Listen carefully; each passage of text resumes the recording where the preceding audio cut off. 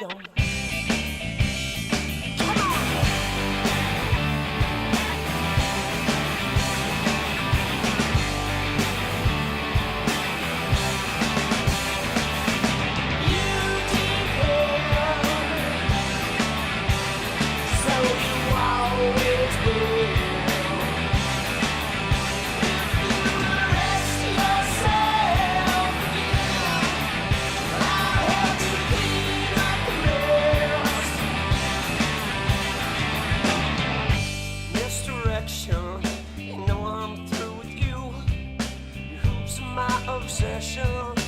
Always jumping through.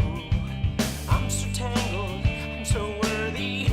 I'm just lost in my reflection. Pay attention.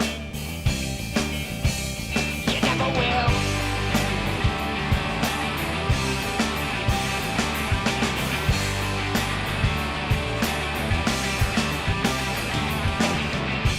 I will overanalyze and fall victim. Myself, I'm still tangled, I'm not worried, 'cause I am caught up in this perfection. Pay attention, yeah, you never will. 'Cause you depend, so you always will. If you arrest yourself again, I'll help you clean up the mess.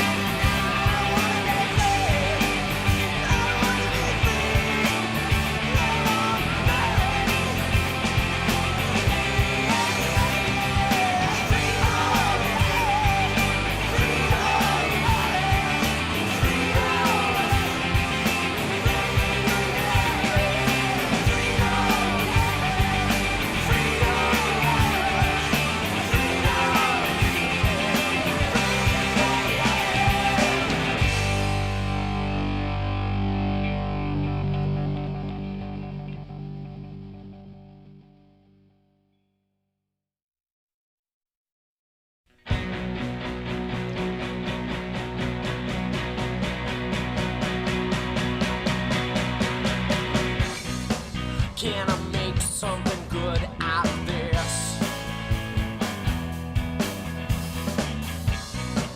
Can I make something good out of this?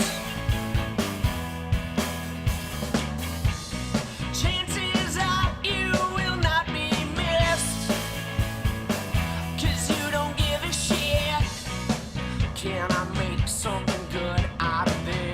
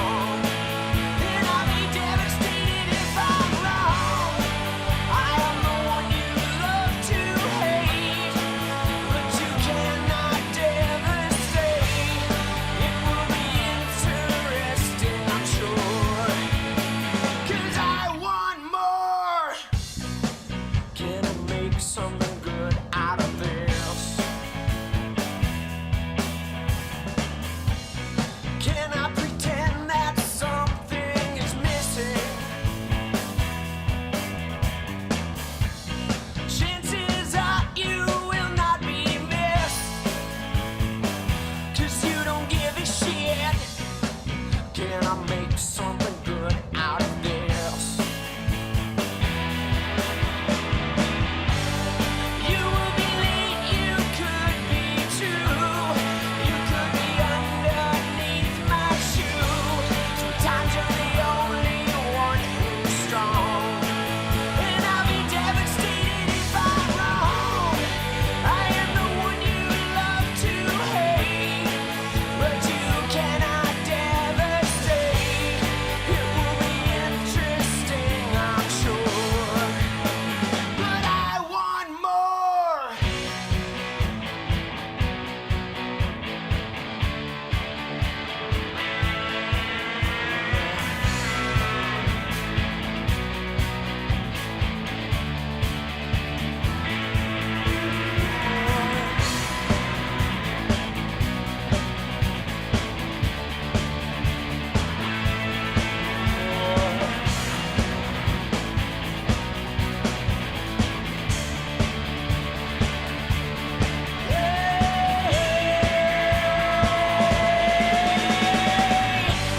You could be late, you could be too. You could be underneath my shoe. Times you're the only one who's strong, and I'll be devastated if I'm wrong. I am the one you love to hate, but you cannot devastate. It will be interesting, I'm sure, 'cause I want more. I want more from you, yeah, more. I want more. I want more. I want more from you, yeah, more. I want more. I want more.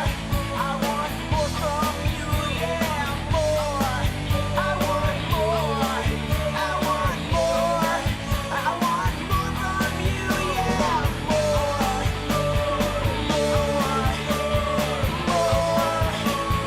More from you, yeah, more. I want more from you,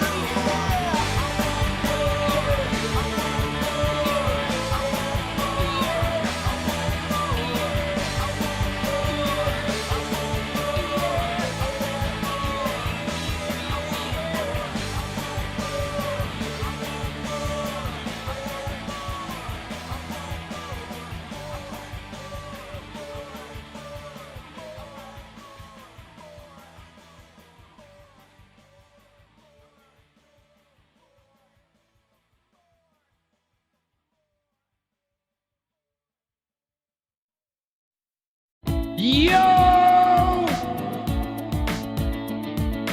What is up?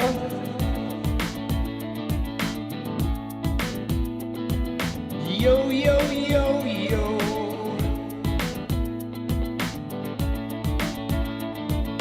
Paint away day and night, sex hearts, hope I'm okay. You're alright, goodbye then if you dare.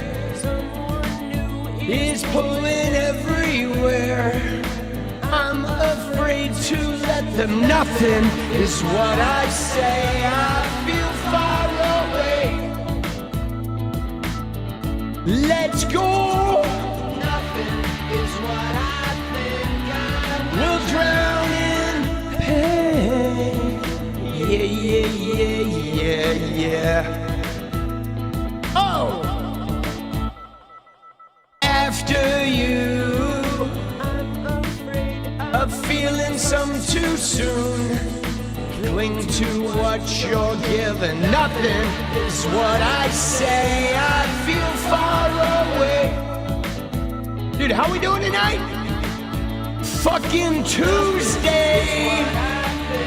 I will drown in pain. Yeah, yeah, yeah, yeah, yeah. Ooh, ow, ow, ow, ow. Ooh, ow, ow, ow, ow.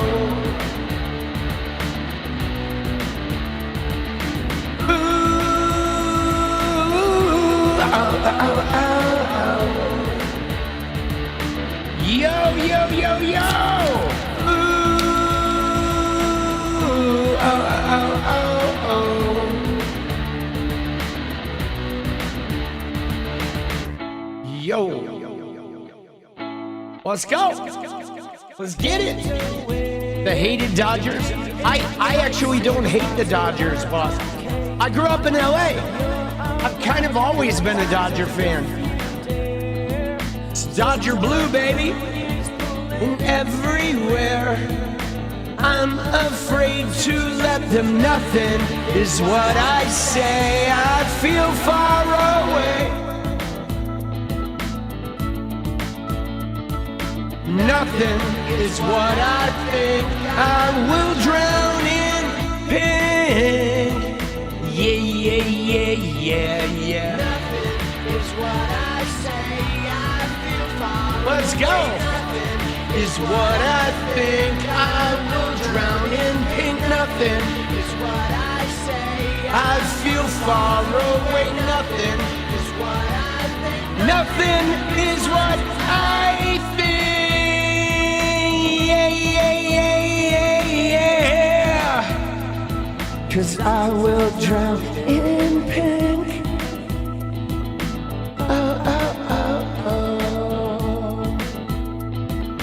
Yo, ma.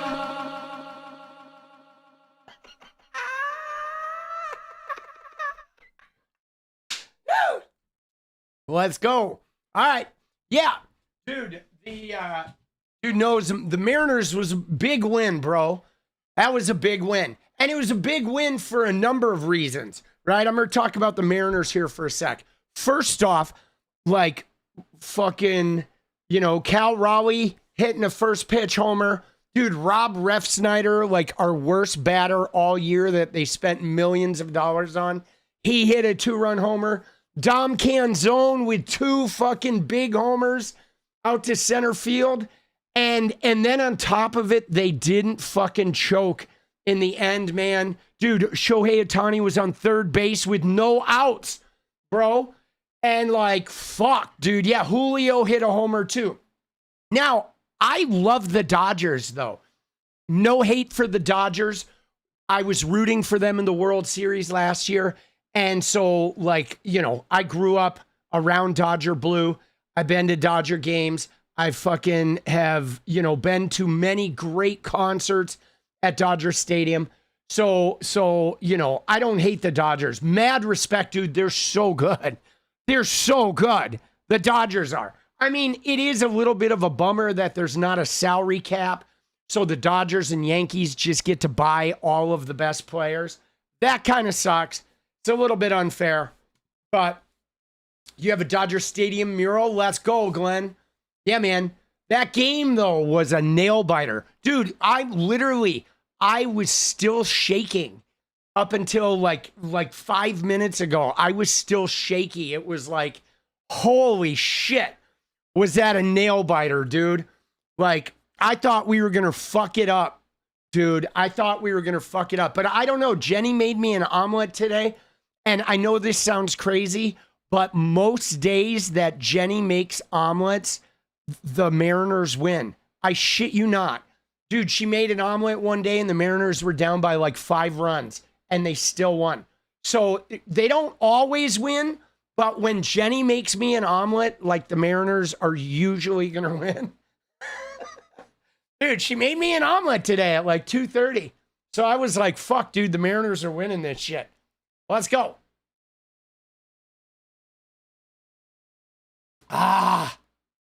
Right? Dude. Let's fucking go, baby.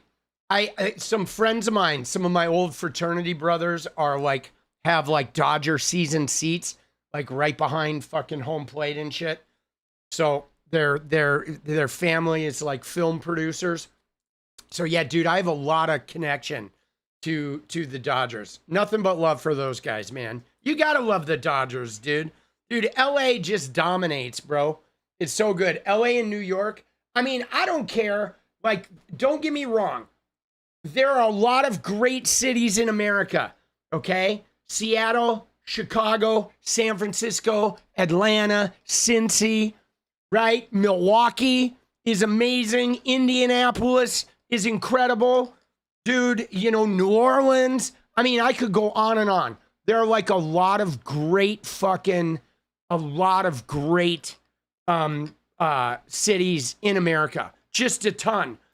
But nobody nowhere does it like LA and New York do.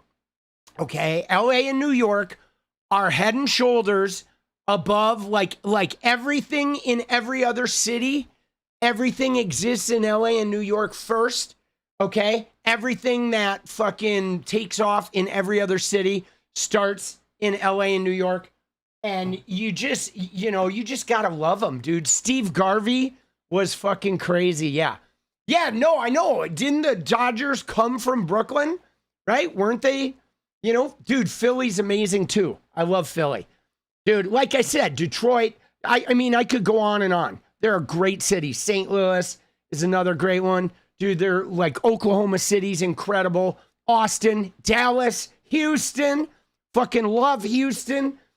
But nobody does it like LA and New York City.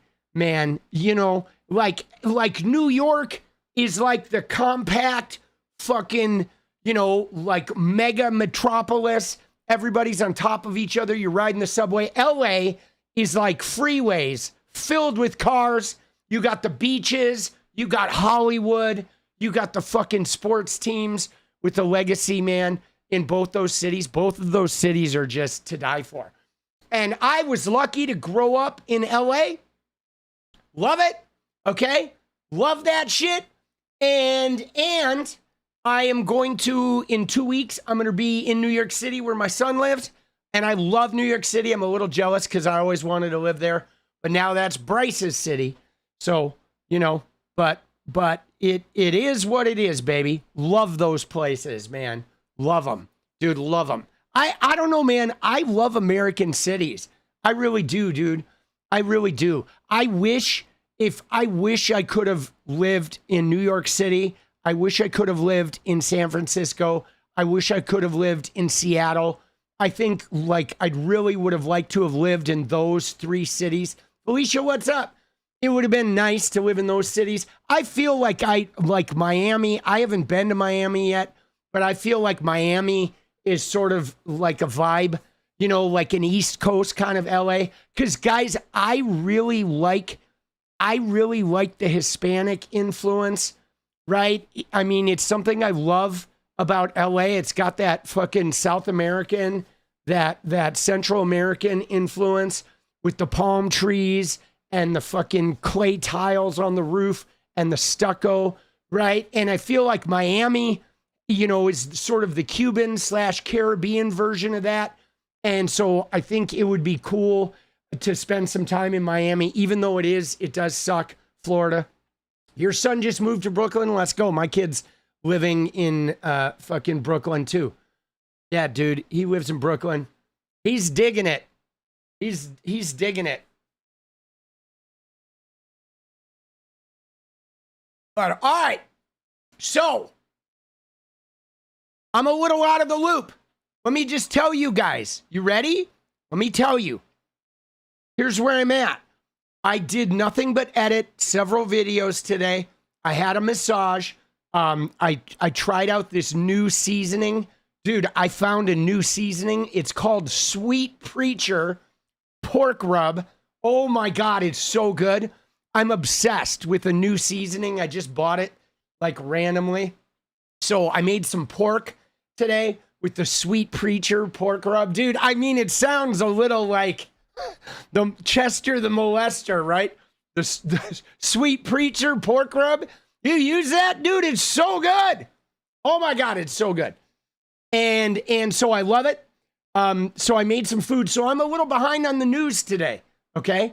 I am behind on the news today. I know we're gonna look at Lindsey and his funeral, Trump like shitting his pants at the funeral.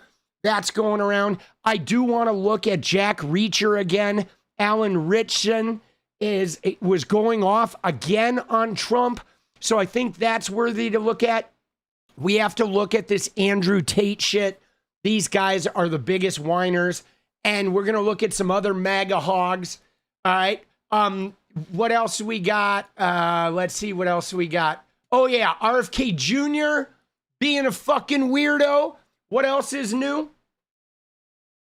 Dude, what else is fucking new, dude? Stream delayed due to pork rubbing pork. Oh my God. Oh shit, dude. Dude, people calling to end the fucking violence in the West Bank, that would be amazing. All right. Dude, yeah, Richardson. Dude, he went off again. Okay? This is the second time. And tomorrow, I think tomorrow I am going to go on 𝗙𝗪𝗏 show. Okay? I was up way too late last night, and so I didn't get to do it last night. And I was, you know, I had a stressful morning. Dude, I was just irritated because the Amazon delivery driver left like this thing of Red Bull just right out at the very end of the porch, like at the top of the porch steps, visible from the street. And somebody swiped it. And so I was pissed that my fucking case of Red Bull got swiped. But, you know, so I was irritated and I was up way too late. Way too late. So the plan is for me to be on 𝗙𝗪𝗏's stream tomorrow around 11:30 in the morning. So anybody who wants to get in on that, I think he streams on Twitch. I think he streams on Twitch. I don't know if he streams on YouTube, but I think I'm going to go talk to him a little bit about, you know, it's interesting. You ready? It's interesting because I think he thinks I am like this total lefty, but I'm like a converted sort of like party line Dem, which is really intriguing. It's going to be an intriguing conversation. Who is 𝗙𝗪𝗏? 𝗙𝗪𝗏 is a former gamer dude who, here, let me see here. 𝗙𝗪𝗏 is,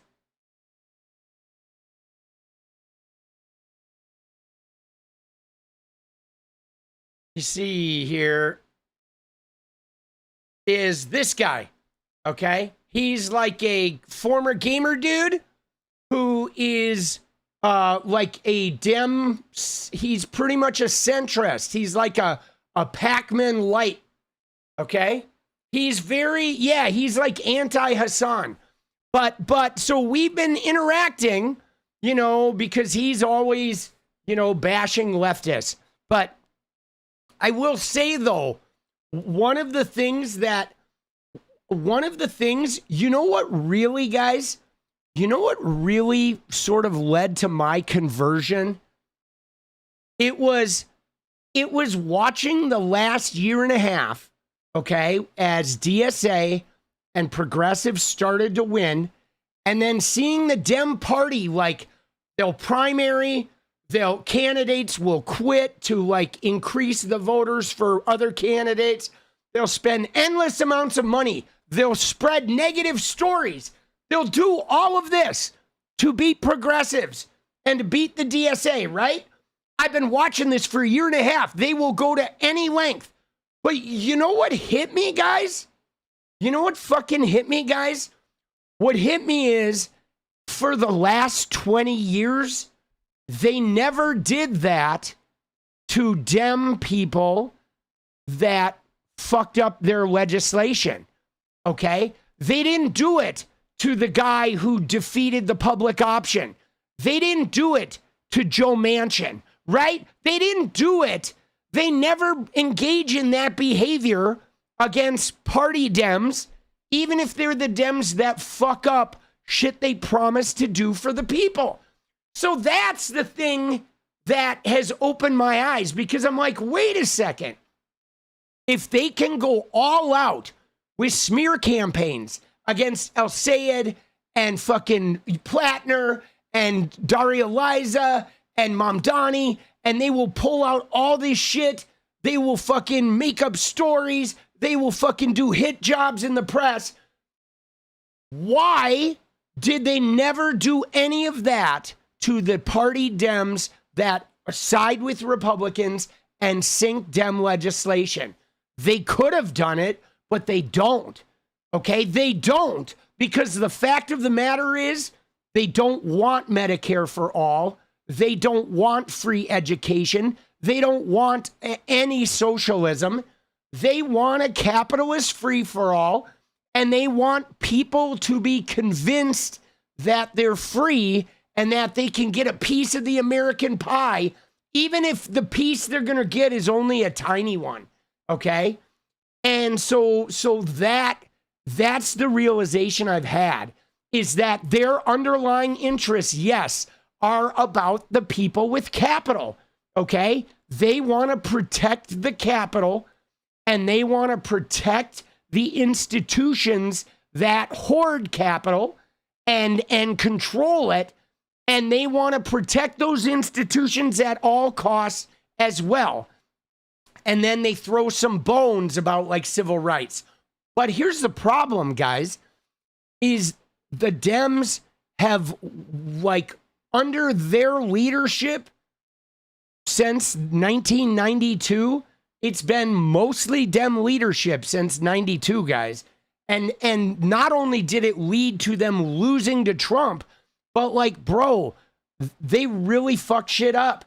They really continued to allow the debt to get out of control, and they didn't tax the wealthy, and they didn't fucking, they didn't codify Roe v. Wade. You know what I'm saying? Like, they just continued the campaigning on these social issues.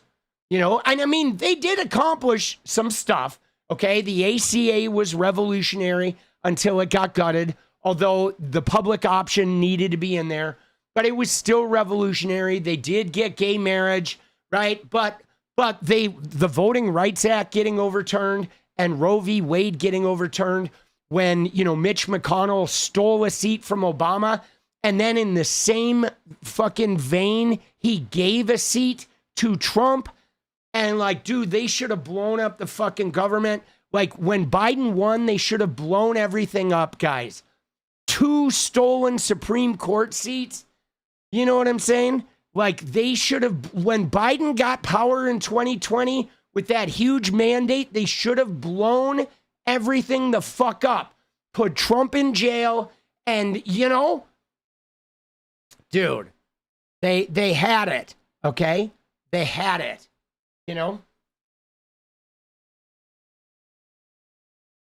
Political junkie, here's the thing. You ready? The DNC is not my enemy. I am a white male, okay? The DNC, I'm always, the way the DNC operates right now, they're working for me, okay? This isn't about me, okay? This isn't about the DNC being my enemy, because the DNC is taking care of me, and the Republicans take care of me. I am fine in whatever political system shows up. The status quo does nothing but favor me and give me everything. This is about my kid, my kids' kids, the future of America, the transgender people, people of color, women of color, okay? This is about a future where everybody who's not wealthy doesn't end up in a fucking work camp, right? You know what I'm saying? And like, the thing about this is the Democrats, the DNC, okay, they do need to fix their shit, okay? They do need to fix their shit. They are as concerned about like war in the Middle East and protecting the rights of capitalists as the Republicans, and we need some socialism. We absolutely need some socialism. We have to have some, okay? Or you're going to end up with wealthy white people and everybody else is going to be in work camps. You know what I'm saying? You know what I mean? That's the facts, right? And but this ain't about me. I've got everything regardless, okay? This entire world is like caters to me at every fucking term,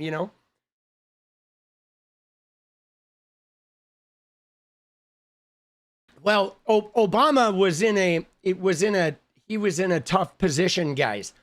You can't, you know, Obama wanted to cement a legacy, and he also didn't want to do shit that was going to, like, you don't understand, guys. You got to remember with Obama, okay, that he had a pressure that no other president had, which meant everything Obama did was going to be taken out on every black person in America for the end of time, okay? And he knew this. If he got too controlling, if he did too much shit that perceived to break the rules, like people of color were going to get punished for his behavior, you know? And you know, they ended up getting punished regardless. You know what I'm saying? And so it was like he was kind of in between a rock and a hard place, right? He ran as a progressive, yeah, but he got, you know, you got to remember, guys, you got to remember the president doesn't govern, guys. Congress governs, okay? And Congress, the president only governs when you have a Congress like now with a bunch of people in the Epstein files who bend over and take it up the ass for Trump. And then nothing gets done. None of Trump's fucking agenda is getting done, guys. None of it. They're accomplishing nothing because they're letting Trump govern. Okay? Obama had Congress, and he had a revolutionary healthcare idea with a public option that got sunk by his own caucus. And so he had to use the Republican version. They had to get rid of the public option because of Lieberman. And then that failure, and then the subsequent Republican attacks and the, you know, picking apart his legislation after Congress set him up to fail, he was then scrambling too, also having to deal with the financial crisis from George Bush. And, you know, so, I mean, I don't think he could have done, you know, he didn't have the juice. Unfortunately, we've not had a progressive Congress. And that's really, guys, what we need to focus on is we need a progressive Congress. Okay? Yeah, dude, the first woman president will be in this a very similar position, right? You know, he had 2 terms. Yeah, but 𝗪𝗙𝗎, him having 2 terms is, you know, he had a full Congress for 72 days. And then the Republicans won huge inroads. Like, they stirred the racism. They fucking like stoked American racism. And then pretty soon the Republicans had so much institutional power, both in Congress and in state houses. Like, they started capturing state houses because of the racism they kicked up while Obama was in office. I mean, at some point, guys, we have to face the fact that the American fuck up isn't just because of our government, and it isn't just because of Republicans or Israel or Democrats or fucking whatever, our Congress. America is fucked up because it is filled with a bunch of racist, misogynist people, many of whom are fucking uneducated, okay? And they're entitled on top of it. They're racist, they're misogynist, they're drunk on religion, they're fucking brain dead, and they're entitled, okay? And that's a large portion of this country, okay? And that is why this country is fucked up more than anything, because a lot of the people in America are shitty, dude. They're shitty fucking human beings in this country, right? They're drunk on religion and racism, and, you know, and religion and racism and fucking misogyny. You know? Brutal.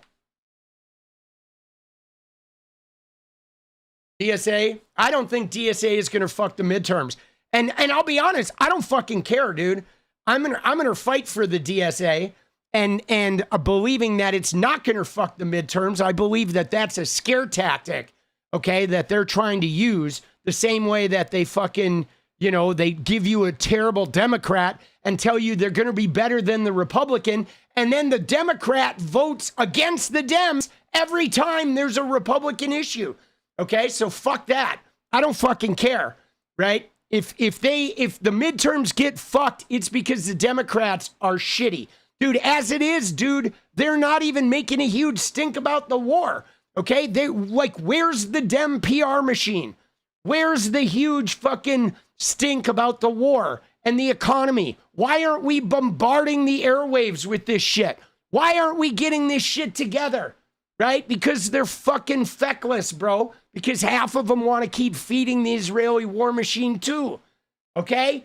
Right? The reason why they're not fucking building this massive momentum against the Republicans is because a lot of them are just like the fucking Republicans. Okay? So if you're wondering why the Dems aren't fighting, it's because a lot of them don't want to fight, guys. Because they would be fighting themselves. They're only going to fight when a progressive shows up. Right? So, let's go. But I don't care, guys, because, you ready? Because here's the deal, guys. You ready? Anti-flag music vibe these days. Let's go, 𝗙𝗪𝗪𝗓. Here's my take, guys. You ready? All right. I'm going to start the fucking dance party goal. All right. Now that fucking anti-flag is kicking off the music. All right. My take is this, guys. Okay? My take is that I still believe we're going to win in November. I believe we're going to win, guys. Okay? We're going to galvanize. We're going to come together. We're going to win this shit. At least the House. I don't know if we'll take back the Senate. I think we can. But I know we're going to win the House. But it doesn't even matter if something goes wrong, if they fuck us up, if they do some fucking voter snafu shit and we lose, it doesn't matter. Because if we lose the House and the Republicans are incompetent, guys, okay? Trump and his cronies and the Republican Congress, they can't accomplish anything because they're not competent. They're a bunch of joy boys that are strung out on religion and fucking weird sexual shame. Okay? So even if we lose, is it going to get bad? It will. But the bad it gets is going to create more wins down the road. Okay? If Kamala Harris had won, Zoran Mamdani would not have won the mayor of New York. Okay? Kamala lost, it got bad, and Zoran won. And now other DSA people are winning. And now there's battling inside the Democratic Party, but this is for the good of the party. We are going to come out of this with a Democratic Party that is not just like the Republicans. I guarantee it. It may take 10 years, 20 years, but I feel like the wheels are in motion and the young people are not going to go back to the way it was in the early 2000s, okay? They want like a pre-Trump governing, but we're never going back there, okay? Young people are not going to go back to the days of Obama and Bill Clinton. They will not do it, man. They will not do it. So the change is happening, and I believe it's going to be good, right? Because the airwaves have already been taken over. Let's go. You're not wrong, Watch Bar. Listen to Sad Sang to come in with positive vibes. Let's go. Dude, I love it. I'm feeling positive, guys. I'm feeling positive. I feel like this is going to be good growth. Okay? We've needed like a shakeup, okay? We've needed a shakeup on the left to rattle us out of like, Democratic complacency, because it got far too easy for Democrats to win purple districts and then not really do anything when they have the win, And so now we're setting on a path of change where that's going to change. People that don't do anything with their wins are going to get rooted out. And I believe that the military money to Israel is going to end at some point. Not in like the next term, but I feel like the support for the Israeli war machine is done. Like that has been blown. And they're never going to get that goodwill back, okay? They had that goodwill before, but it feels very much like a Vietnam War situation, guys. if you guys study like the Vietnam War, something happened where there was this civil rights battle and people were fighting the war, and everybody looked at the people who were fighting the war and were like, man, you guys are radical. You guys are kids. You're too feisty. But then what happened, guys, was, oh, wait, hold on. I got to fix my thing. The stream's going to cut out one sec because I have to fix my internet. I didn't have it on 5G. Give me 1 sec here, guys. All right, we're going to cut out, and then I'm going to tell you this thing.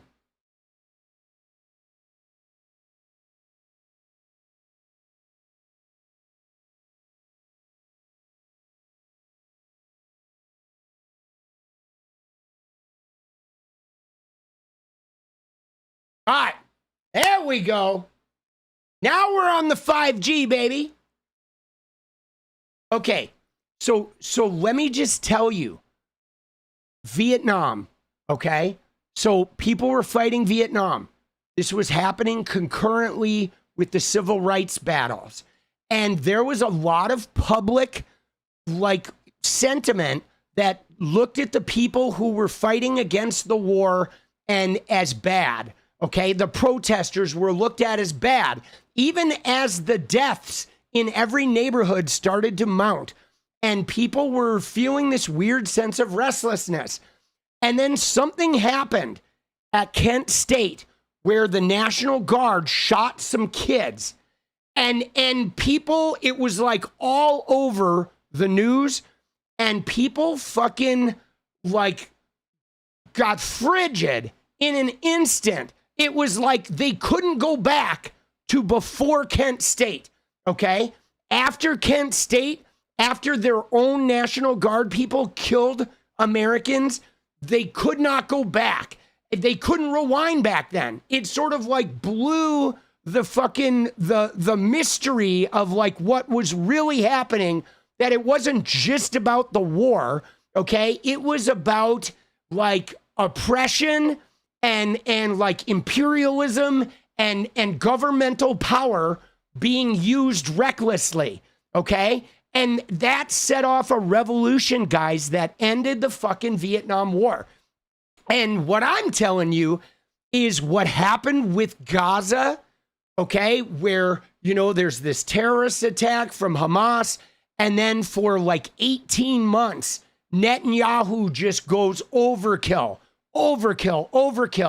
and everybody watched this happen. You will never be able to go back to a pre-Gaza world, okay? Gaza changed the course of America the same way that Kent State did, okay? And it changed like the dynamics. It didn't change our government yet, okay? But it changed like enough of the American people and worldwide who watched it that you're never going to be able to undo that thing. And it happened like right on the heels of a pandemic too. So we got like a double whammy of this PTSD of the pandemic.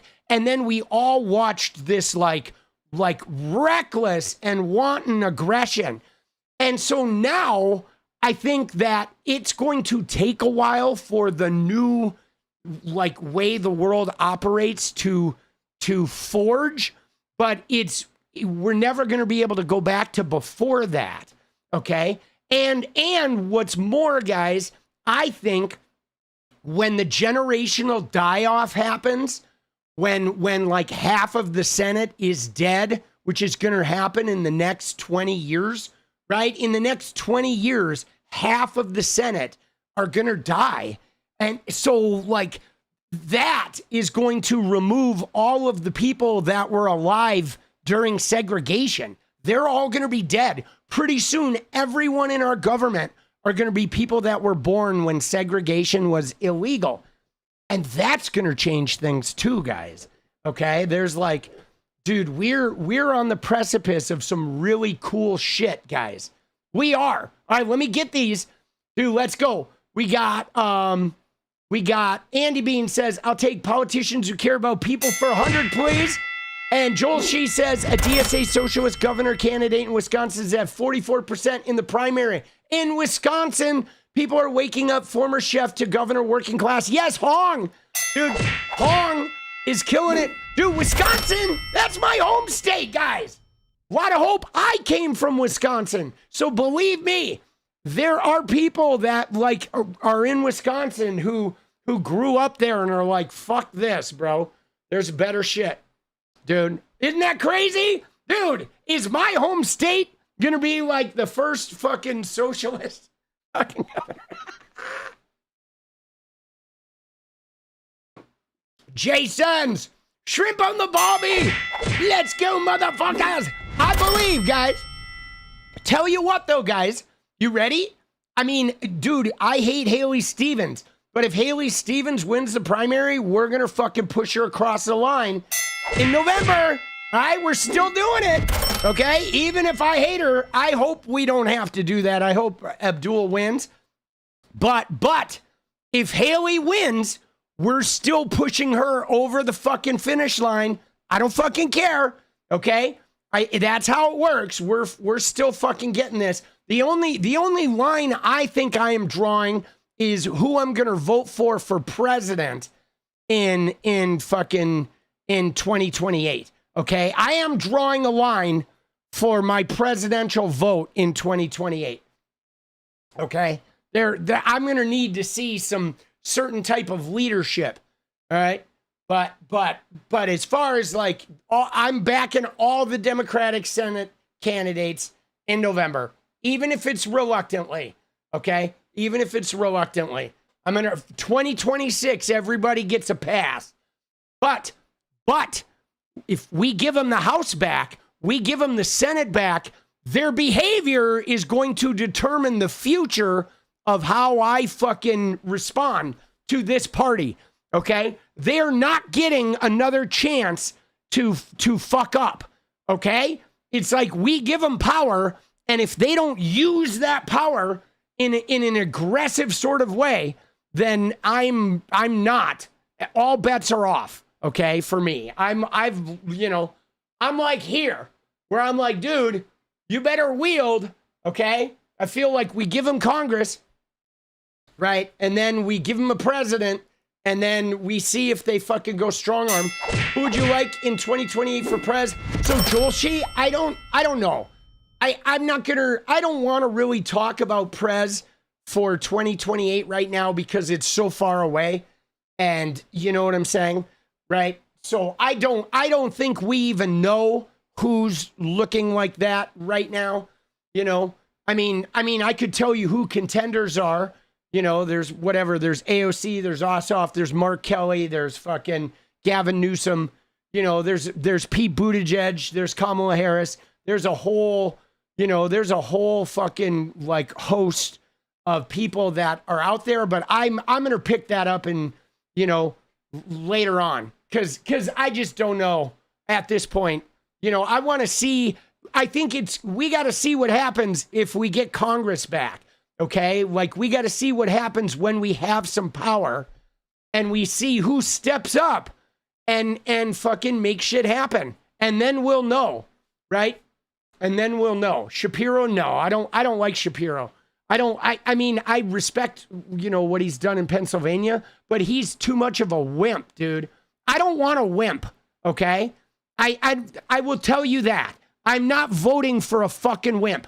Dude, Andy Beshear, I like Andy Beshear. I mean, Andy Beshear is probably one of my favorites, right? I don't mind John Ossoff either, although he did that interview recently where he was kind of like shitting on every policy that I value, right?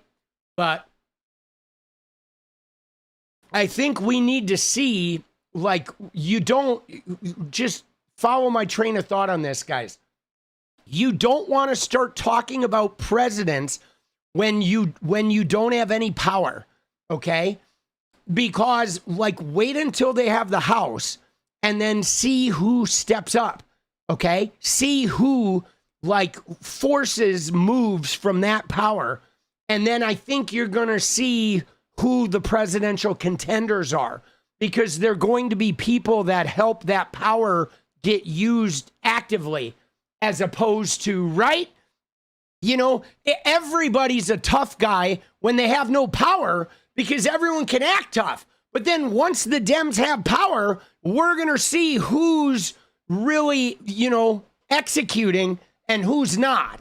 And that's when the fucking, you know, the sort of like after the midterms, I think 2027, we're going to watch the House investigations. We're going to watch who steps up and becomes a vocal leader, who sets the tone when the Republicans start balking at everything the House does, who steps up and is able to diffuse that shit. And you're going to start seeing who is ready to take that power and fucking iron fist it, right? That, you know, because when they don't have any power, everyone's like, oh, I'm the tough guy. I'm the tough guy. But like, you know, you don't have anything to lose when you have no power, right? Right? When you have no power, it's real easy to run your mouth and be the fucking, you know, the tough guy. It's when you got your handles on the levers is when you see who's really capable of using it. Right? Because I think we need, you know, we need to see results. Like I'm watching Andy Beshear right now, right? How does Andy Beshear handle the Mitch McConnell thing?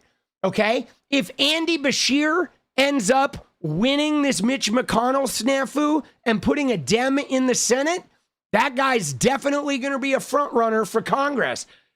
For president, right? Because he will have pulled off a major fucking scenario, right? I think that's really interesting there. You know, I think all of that. I think, you know, all of the people, it's going to be, what do they do? What do they do? Okay, what do they do? Not what do they say, not how good are they at tweeting, but what do they actually pull off? Okay? You know, that's how I look at it. So I will be looking at that in 2027. But if I had to pick right now, okay, my favorites are Andy Beshear and AOC, obviously. Those are my two favorites, okay? Two people that are on my radar, that have been on my radar are, you know, Jon Ossoff, of course, and, you know, as much as like a lot of people hate him, and I sometimes hate him, Gavin Newsom is not somebody that I would completely, if we ended up with him, I don't think I would feel like the world was ending because he is a capable fighter. The question would remain, who would he be fighting for? So he's risky, but he's capable, okay? But then I think Mark Kelly is a fucking, you know, is intriguing too. Okay, he is. And I didn't really like him for a long time, but I've recently seen Mark Kelly, sides of him that seem, you know, intriguing, right? And you know, so but we'll see. We'll see. We got a long way to go. I'm gonna, you know, I'm gonna wait and see until, you know, 2027. Right? You know, but we'll see. Beshear, yeah, but let's see what happens with Beshear, though, okay? Because I don't care whether Beshear looks tough or acts tough or whatever. What I care is if he finishes the job, okay? Because if he pulls it off and gets Mitch resigned and appoints a Dem in that seat, no matter what, if it takes him until February to pull that off, and he goes up, down, and sideways, all I care about are results. I don't care about the path. I care about the results. Dude, Jeopardy reference. Dude, heart of money and brain for $2. Let's go. All right, guys. Dude, you ready? We need 22 and 12, and then we're hitting politics. Let's go. Let's get the dance party. Dude, let's go. Dude, you guys, Tommy with Gavin, I need to see more. He hides a bit. Yeah, no, I know, Tony. Like again, I don't like him and I don't want him, but there are people that, you know, anybody who's a capable fighter is potentially like you know, decent. Okay. What I don't want is I don't want people that are fucking pussies, right? Chicken shits. All right. 21 away, guys. Let's go. We're going to secure this dance party right now. And then we're going to fucking go look at, I'm going to get some windows ready while we figure this shit out. All right. Let's look at fucking Trump. Dude. Oh shit, bro.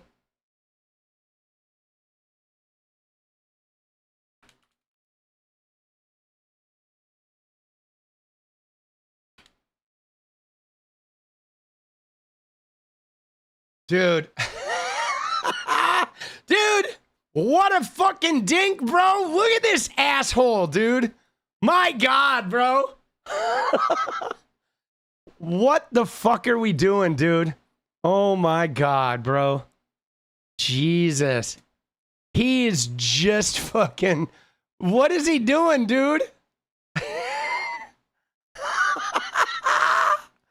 God.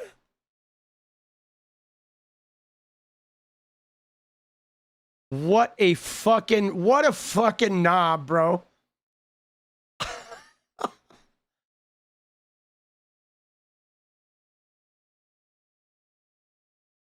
All right. Let's go. 21, baby. This is it. This is all we got. Sleeping again, yes. Dude, I think he took his shit. I'm serious. I think he took his shit, guys. I am pretty sure that Trump shit his pants in that space, right? And then he was like passing out Tic Tacs and shit. Like, just fucking clown world, bro. Dude, he can't ever be normal. You know what I'm saying? He can't ever be normal because he's an asshole. That's just it, guys. Dude, Jason's shrimp on the bobby. Let's go 20 away, guys. Dude, he can't ever be normal because he's an asshole. Okay? He doesn't give a shit about anybody in the whole world but him and his needs and his desires and his point of view. And he thinks that everybody else is wrong, even if he's like unqualified and doesn't know what the fuck he's talking about. And what's the worst thing, guys, is he does not believe in consent, okay? He believes that he can do whatever he wants, whenever he wants, to whomever he wants, and he never has to ask for consent, okay? Consent does not exist. He believes that he has the right to do anything at any time, and then other people have to just deal with it. And that is fucking, you know, is really toxic. And you see it in his governing, okay? He unilaterally does tariffs. He does them for whatever reason he discovers, right? Oh, I get mad at the way you said something about me on Fox News. I'm now tariffing you, right? No consent. We're gonna threaten to take your property, your land. We're going to threaten to withhold money unless you do what we say. There's no such thing as consent. Like, he's allowed to bully and threaten and browbeat and do, you know, use whatever means necessary to get you to comply with his desires. And that is so fundamentally toxic, guys, that it's not possible for him to do anything good. Okay? He can't do anything good because, you know, no good comes from people that don't believe that other people have a right to consent. You know? And that's it. He doesn't believe that you have a right to say no to him, right? There is no such thing as consent. Let's go, guys. 7 minutes, 20 and 7, guys. It's only 3 a minute. We got this, baby. Let's go. 3 away, baby. He is so abusive. He is one of the most abusive human beings. And it really sucks, too. I hate to say this, but he's a lot like my dad, okay? My dad was a lot like him. except my dad was like valued work differently and valued like doing a good job differently. He's like my dad if he didn't care about the quality of his work, which is like really dangerous because my dad was really abusive and my dad was really sociopathic and my dad did not believe in consent, but he valued his work ethic and he was concerned about doing his best and applying himself and doing his all at his job. And Trump is, lacks that too. Okay. Trump is like, will cut any corner. Dude, he'll just cheat. My dad was not a cheater. Okay. He was an abuser, but he wasn't a guy who was going to cheat and to get ahead, Let's go, guys. 20. Oh shit. The clock is ticking. 5 minutes, baby.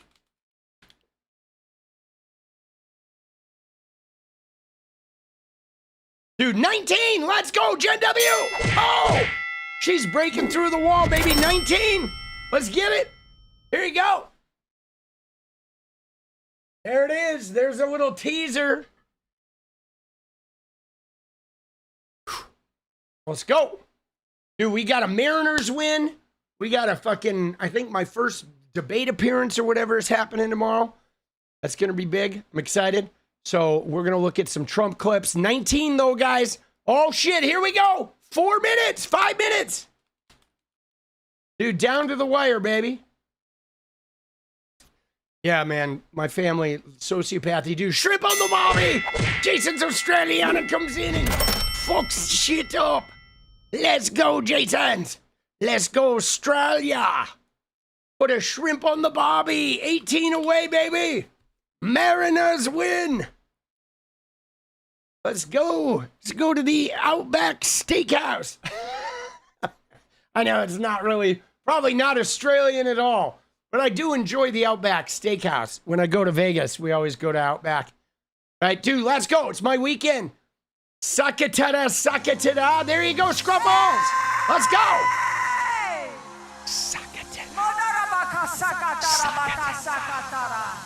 All right, let's go. Shrimp on the bobby.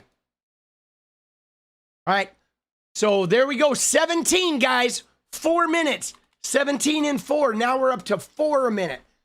Ooh, shit. All right, time to giddy up, baby. Giddy up. Dude.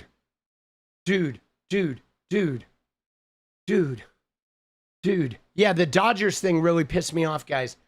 That the Dodgers went and gave Trump that ring and shit. And after Trump withheld almost 40 billion of disaster aid to California, he's withholding money for the state, but they went there and kissed his ass. Why? Because one of the Dodgers organization's higher ups is getting sued and he has like a case in front of the federal government. So he gave Trump a World Series ring and fucking kissed his ass in exchange for he's going to get off legally. Okay? He's going to get off legally, guys.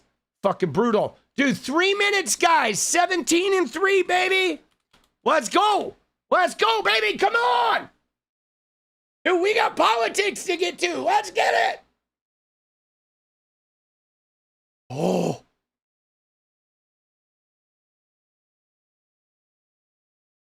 Dude, zombie, why would I know? I don't have any answers for you, boss. Right? Google. Figure it out. Figure it out. I don't know. Let's go. Dude, Jason, shrimp on the barbie. All right, 2 minutes, guys. 16, we are in crunch time. Oops, 16 and 2, baby. This is it. Let's go. Oh, shit, dude. Dude, Australia's coming in hot. Here we go. Here we go. Here we go. Yeah, I don't know.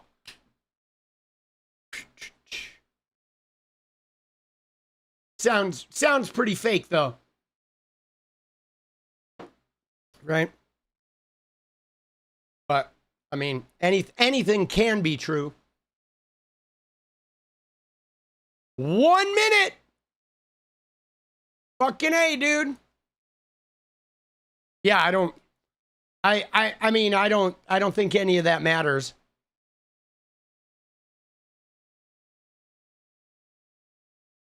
Here we go. Final minute. 16, boss. 16 and 1. Brutal. No dance. Oh, shit. We're going to need a miracle. We're going to need a fucking Mariners versus Dodgers miracle. Here we go. Here we go. Dun, dun, dun, dun, dun, dun. Dude.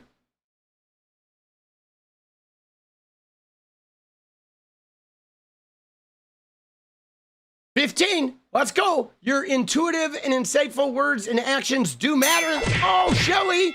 Let's go, dude. Thank you, Shelly. 15. All right. Dude, we got this. 30 seconds. 14. Shrimps on the bobby. Let's fucking go. 20 seconds.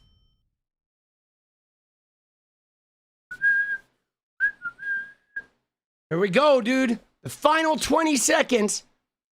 14 away. 14 away, boss. Oh. Crunch time. 10, 9, 8, 7, 6, 5, 4, 3, 2, 1. And failure. All right. Yeah, now we can reset it, though. Let's go. All right. Now we'll go back to the fucking biz. Final countdown.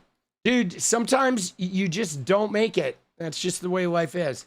It's the way it fucking works out. The way that shit works out, boss.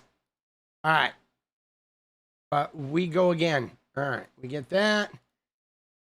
Now we reset it. We have to do it for 15. And we're going to do 15 minutes. And then we're going to go look at fucking Trump. Let's go, dude. Hillary, let's go. Let's fucking go. Oh! All right. Dude, let's go. Let's go look at Trump. So, Lindsey Graham's funeral. Oh, my God. Dude, what are we doing, bro?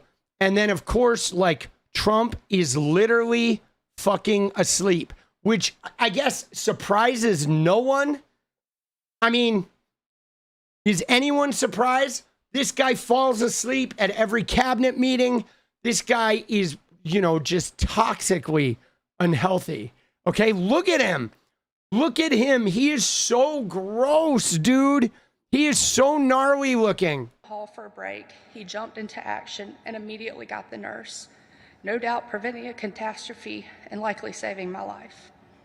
However, as much as he did to save my life that day, he also put it in danger many a times with his driving. Call for a dude, he, like, look at him. He's literally just fucking sitting there, dude. Then he'll, like, fucking wake up. I mean, dude, what the fuck? Here, he is just crashed out. Now, here he's giving mints. He, in the middle of the funeral, he decides now it's time to pass out some Tic Tacs. Like, yo, right? Like, this guy has no sense of timing whatsoever. I mean, are the Tic Tacs necessary at the funeral? Was this an important moment where I just got to get some Tic Tacs out to the people? I mean, I don't know if that's the dementia kicking in or what. Or if this is his distraction because he shit his pants, right? Is that what it is? He takes a shit and then he's like, oh, all right, here we go, guys. Yeah. Oh.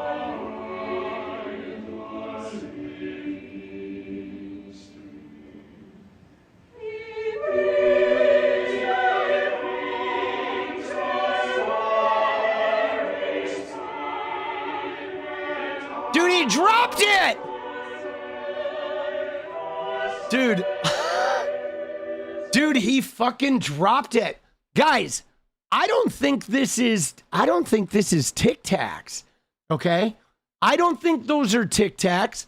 I think that is something for, you know, intestinal, right? he fucking shit his pants and he's like, oh fuck, dude, I gotta take a like some intestinal, you know what I mean? He had to pop some intestinal shit. Is the wrong color for Adderall. But dude, he drops it. Look at that. Dude, that's not a Tic Tac, dude.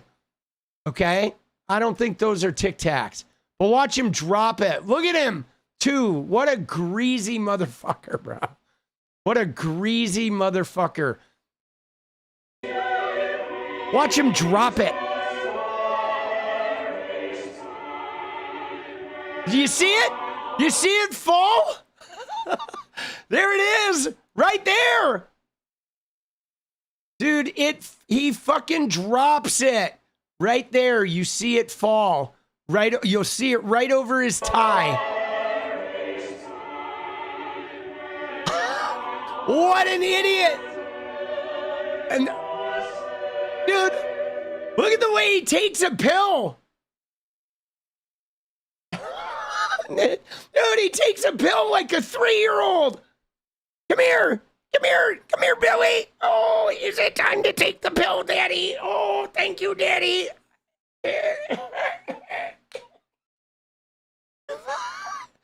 Fucking clown world.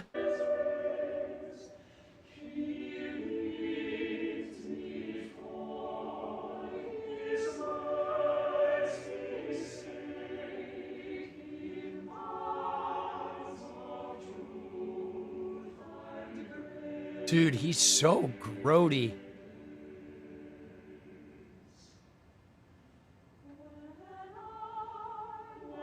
Dude, look at him. Look at how fucking greasy this man is, guys. Look at this shit, bro. Dude, look. Just look at how greasy this motherfucker is, boss. Jesus. Louises. Dude, Shelly says, missed his mouth. The tick and tax escaped Crisco. Oh, shit. Let's go. Dude, look at him.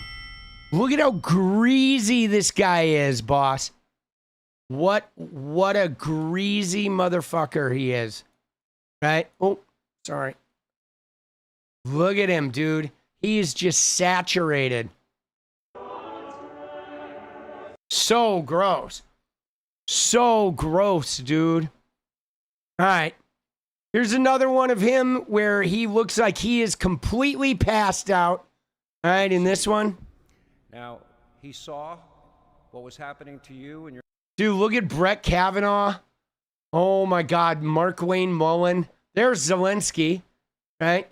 Dude, fucking Burgum. Dude, all of these guys are such tools. Who are these clowns, dude? Dude, there's Rubio. Who are these clowns? Right? Who are these guys that are right behind him? Are these Rubio's dates or what? Did Rubio pick these guys up on Grindr?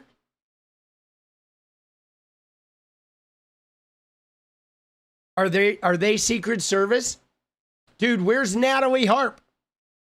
Secret Service? Got it. All right. Bro, is this the guy who was jerking off in the hotel room? Is that who Trump's Secret Service guy is? Are these guys, are they the motel jerkers? Right? They have a band. They're both Secret Service agents, and they have a band called the Motel Jerkers. God. Oh, shit. See. Now, he saw what was happening to you and your family as a grave injustice, and the world got to see. Dude, look at him. I think this is the moment Trump shits, guys. I think Trump was passed out.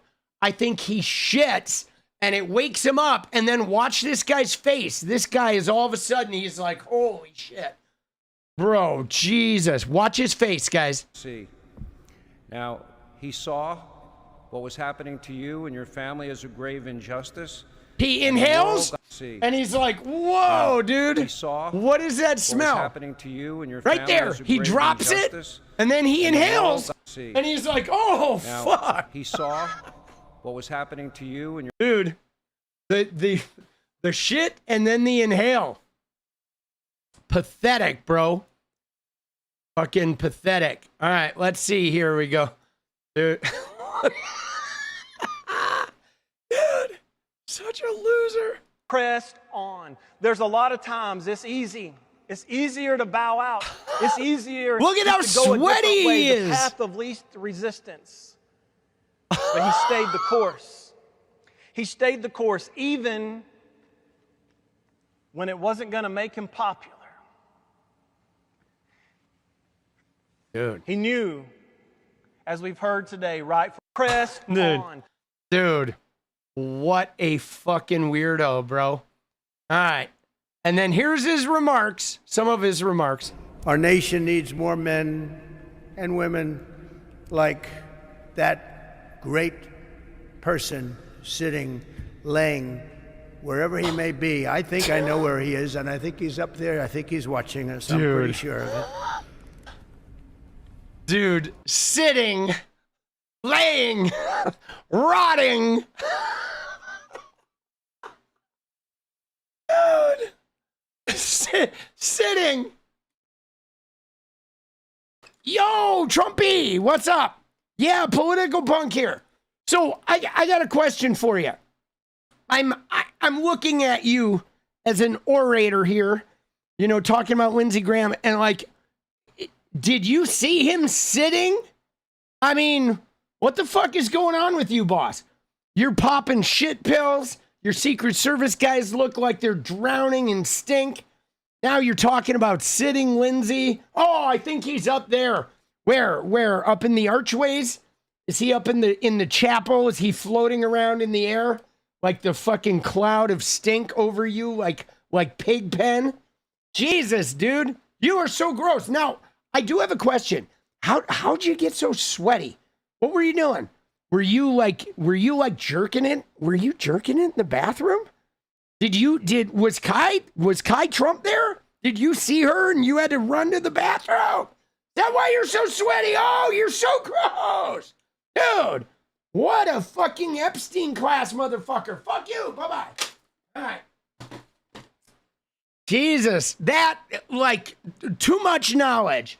I wish I didn't know that. He saw 𝗙cie Trump, and he had to run to the bathroom, and he had to be grody, because that's what Trump does. Trump is grody, okay? That's how Trump operates, dude. Trump is grody. Dude, so bad. Oh no, let's see the fucking thing. What do we got here, dude?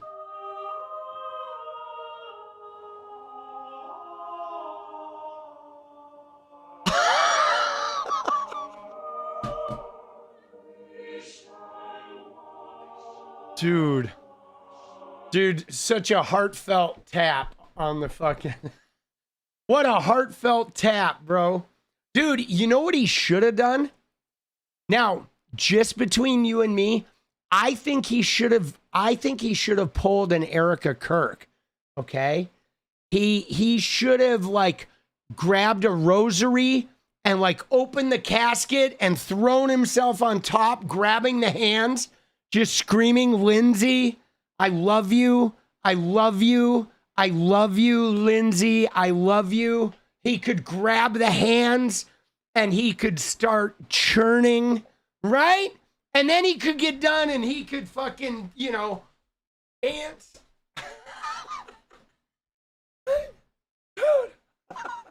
Dude, instead he was like, yep, yeah, good job. Way to go to heaven there, boss.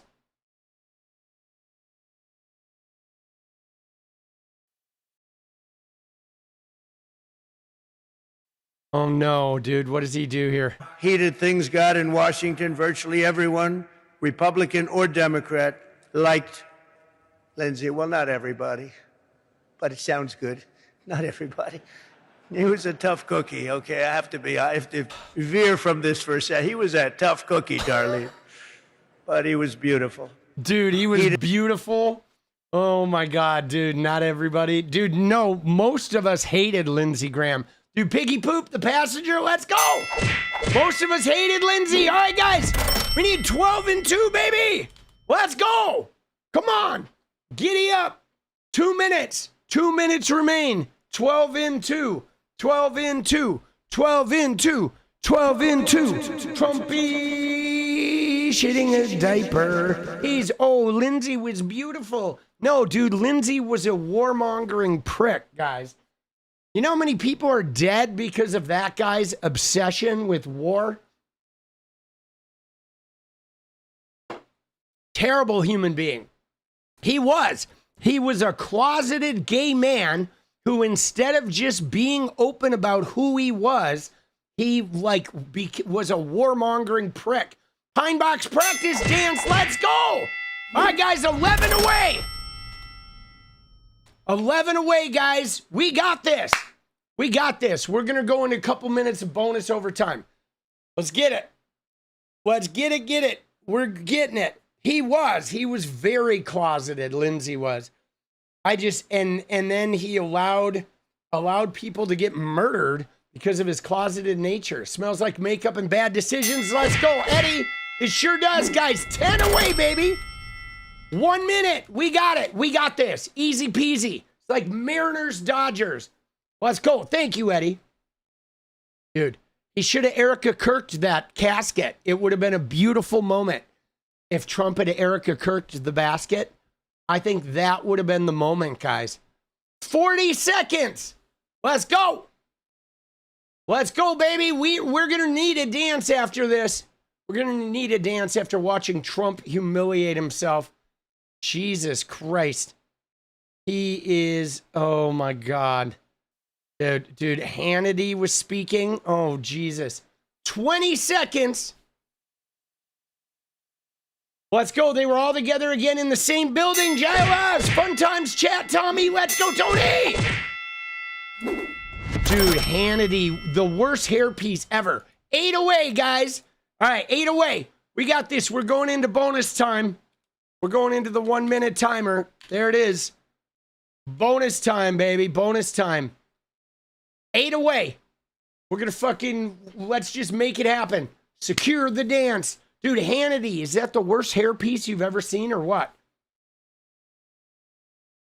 The worst fucking hairpiece, boss. Oh, shit. Terrible. Terrible, terrible, terrible. 8 away, baby. Let's go. Oh. Dude, Hannity is a fucking degenerate. He is. Dude, let's be honest. The guy has just terrible fucking, he's like a mass landlord. Guy's just a creature from the Black Lagoon, dude. He's so bad. Let's go, guys. Let's go. 8 away, baby. And then there were 8. Dude, Eddie Reese, let's go. Thank you for the membership, boss. Dude, 8 away, boss. He is a tool.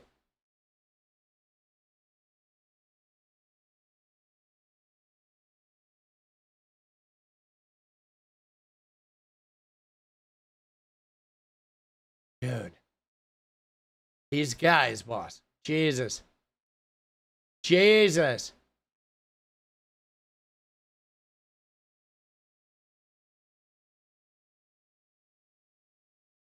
All right. Fuck it. All right, we move on. We are dance free. We tried though. We will fucking move on. Not gonna fucking wait around like watching a timer. All right. If it ain't happening, it ain't happening. Onward we go, dude. Let's see what Hannity's got to say. President, I would argue in my mind, probably has a heavenly version of Mar-a-Lago. Oh, Jesus. It may even be a little bigger. Oh, God. He may have a little more gold in the Oval Office in his mansion in heaven. Oh. And I wouldn't be surprised if he added one big, beautiful ballroom and an arch somewhere on the property. Oh. In heaven. Because he would want to obviously duplicate his dearest friend in life, you, Mr. President. Dude, what the fuck was that, bro?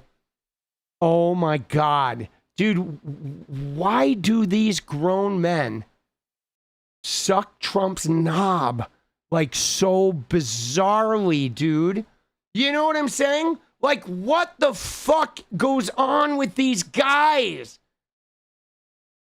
He's like commenting about Mar-a-Lago and the gold and the big, beautiful ballroom up in heaven.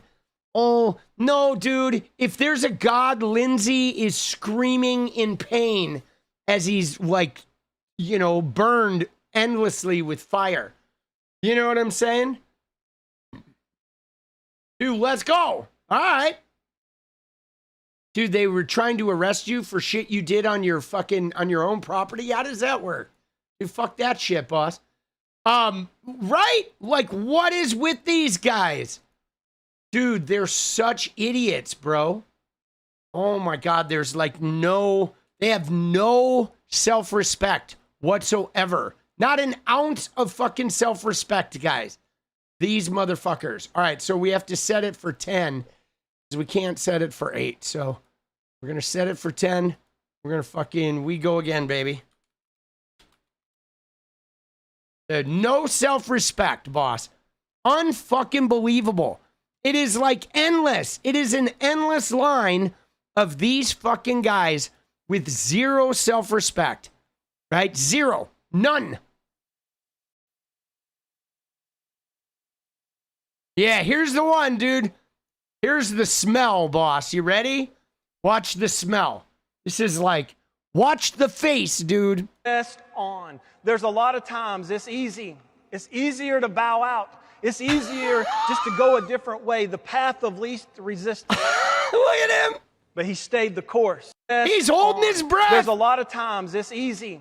It's easier to bow out. It's easier just to go a different way, the path of least resistance. But he stayed the course.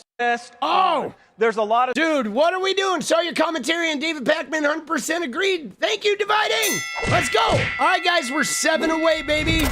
We're going to hand count. I don't know why it doesn't get the first one. Dude, it always gets the second one, dude. Dude, let's go, Jason's. 6 away, baby. Giddy up. Dude, he was feeling the stink, bro. He was holding his breath. Dude, 5 away. Let's go, Jason's. Shrimp on the fucking Bobby. Let's go. Oh, dude, he was like holding it, bro. Jesus. Dude, 𝗙liche facetious doo-doo face, indeed. There is some significant fucking doo-doo going on. All right. There is like deep level doo-doo. Okay? Deep level, guys.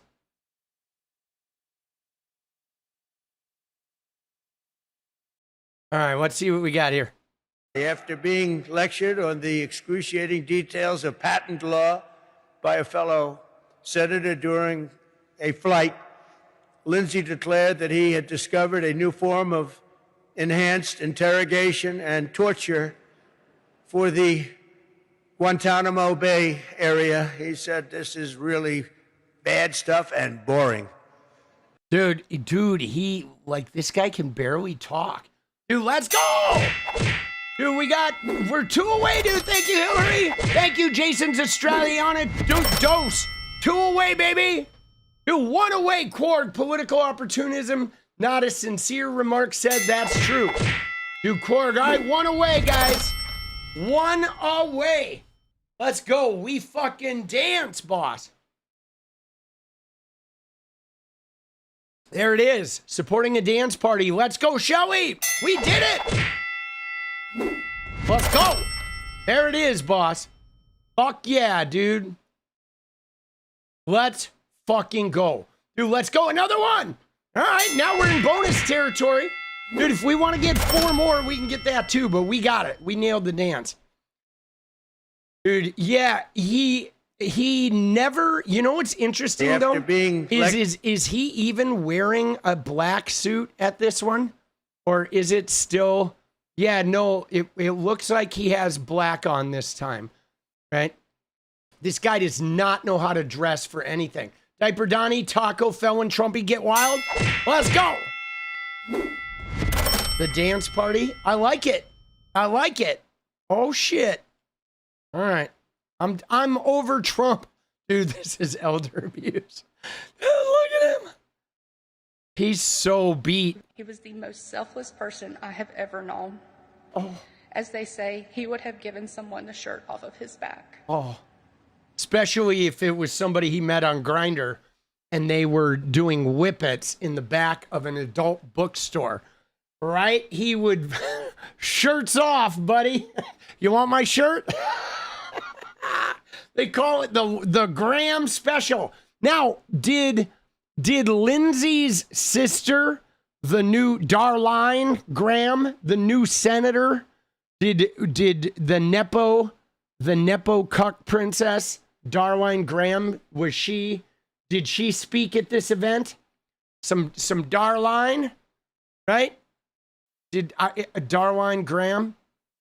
Any lip readers in the house? Let's see. In the mighty name of Jesus, who is King of all kings. Amen.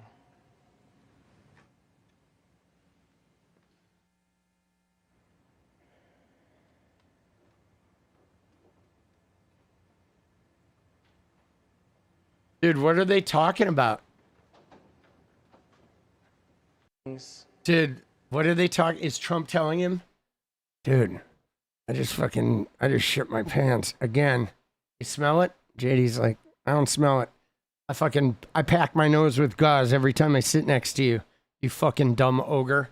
Trump's like, you don't smell that? You don't smell that? I had beans with Nancy Mace this morning. You really can't smell it? And JD's like, no, man. I fucking packed my nose with Meemaw's gauze every time I come near you. And then Trump said, you think they're ever going to release the Epstein files?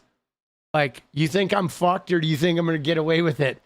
And JD is like, yo, I just want to bang Erica Kirk and I don't really care if the files come out. And Trump's like, yo, dude, you smell that?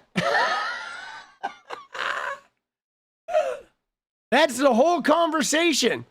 Telling you. I know it.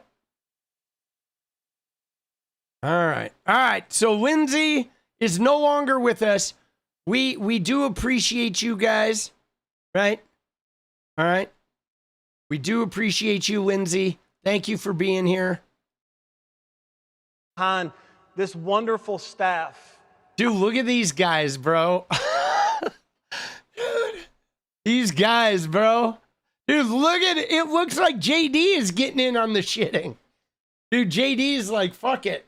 If Trump can shit, I can shit. I'm the vice president. I brought all the tech money into this. Peter Thiel got me here. I'm shitting my pants too. Fuck it. This one's for Erica. I'm going to drop a Kirk right in there, dude. Right on. I'm going to pretend we're on a fucking vinyl couch. I know he would be so proud because the past 2 weeks have been crazy busy, but you've made it happen. And that's so, Senator Lindsey Graham. Oh, so, Senator, dude, what I want to know is how much weed is this fucking Secret Service guy toking, dude? Look at the Secret Service guy, bro. He's like, dude, I've been hitting blunts all morning. Like, yo, man, I have to sniff Trump's ass for like 3 hours. I'm gonna get lit. This is the best funeral I've ever been to, man. Yo, dude, it covers up the smell, bro. Dude, Vance is shitting Thiel's pants. Dude, he is baked, bro. Oh, Jesus. All right, Trumpy. Thank you. We appreciate you, boss. Now, guys, dude, we gotta look at Andrew Tate, okay? We gotta stop in, check in on our favorite fucking hog, okay? Our favorite MAGA hog, Mr. Andrew Tate. And you know why, guys? Because there was a big article in Times UK, okay? A lot of papers are covering this. There was a big article in the Times UK today, guys, that said this. It said Tate's harassed by inmates in jail, the lawyer tells the extradition hearing. Andrew Tate and his brother Tristan facing 59 charges. The lawyer says the misogynist human rights are being violated, guys. Can you believe it? Like, now, I'm going to go on the record here, and I'm going to say that I believe this is made up. Okay? I do. I believe that the Tate's lawyer is making this up. He is saying they're being harassed. He is saying their lives are in danger because of the child charges. He's doing this to try and get them out of jail. Okay? I guarantee you. These guys in the shoe, you're on lockdown. Okay? Nobody even is moving in and out of these. They get very little time outside of their cells. I believe exclusively that he is crafting this dangerous narrative in order to make it seem like it's not safe for his clients in there, and therefore they need to be released while this extradition hearing plays out. Because here's the scoop, guys. They're going to do with this the same thing they have done in every instance with Tate and his charges, where they just try to delay. Okay? With Romania, they just keep delaying. And the longer they delay, the more they're out there living. And then this case is just this noise in the background. Okay? Now, they want to do the same thing with this extradition hearing, where they want to make this hearing last like 2 years, but they want him to not be in jail. So they're going to try to craft a narrative. Oh, the Tates are in trouble. Oh, the Tates, their lives are in danger because you've falsely charged them with 𝗙𝗍𝗹𝗋, and you know how that goes in prison. So now these guys are threatening them, and they're going to be killed, so you got to let them out. And then we're going to make sure this extradition hearing lasts, for 2-3 years while they're out and they're free and they're bopping around the country. Now, I don't think it should work, guys. I don't think it should work. It better not work. I'm relying on the judges and the prosecutors to be pretty heavy-handed about this. But let's check in with these guys, okay? Because here's another angle that they just released of them getting arrested. All right? And look at him. Look at the fucking chain, dude. Look at the chain. Dude, look at it. Look at Justin Waller trying to take the chain off, dude. It is like strapped across his face, bro. Dude, he can't get it off.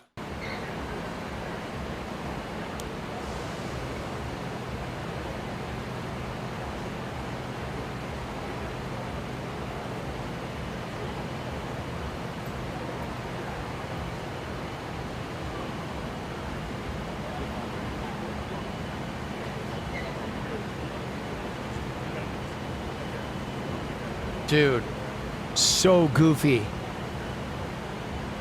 Now, there is something at the end of this video, though, that we should look at, okay?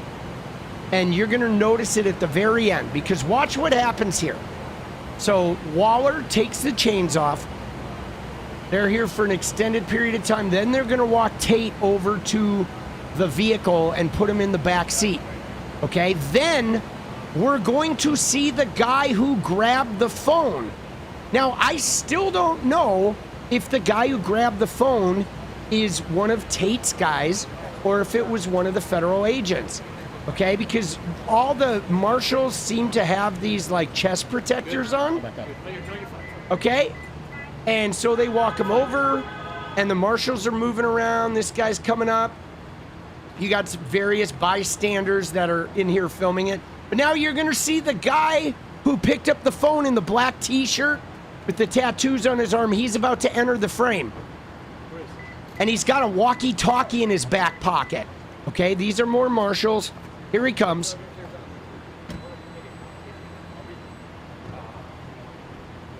Right, this guy has a name piece on, so he's obviously part of the bare knuckle event. Here he is. This guy, right here. He's on the phone. and he's got a walkie. This was the dude who picked up Tate's phone, okay? And I don't think this guy is a Fed. I think this is one of Tate's security detail. By the way he's on the phone, doesn't he feel like a Tate guy? Yeah. Tate security with walkies?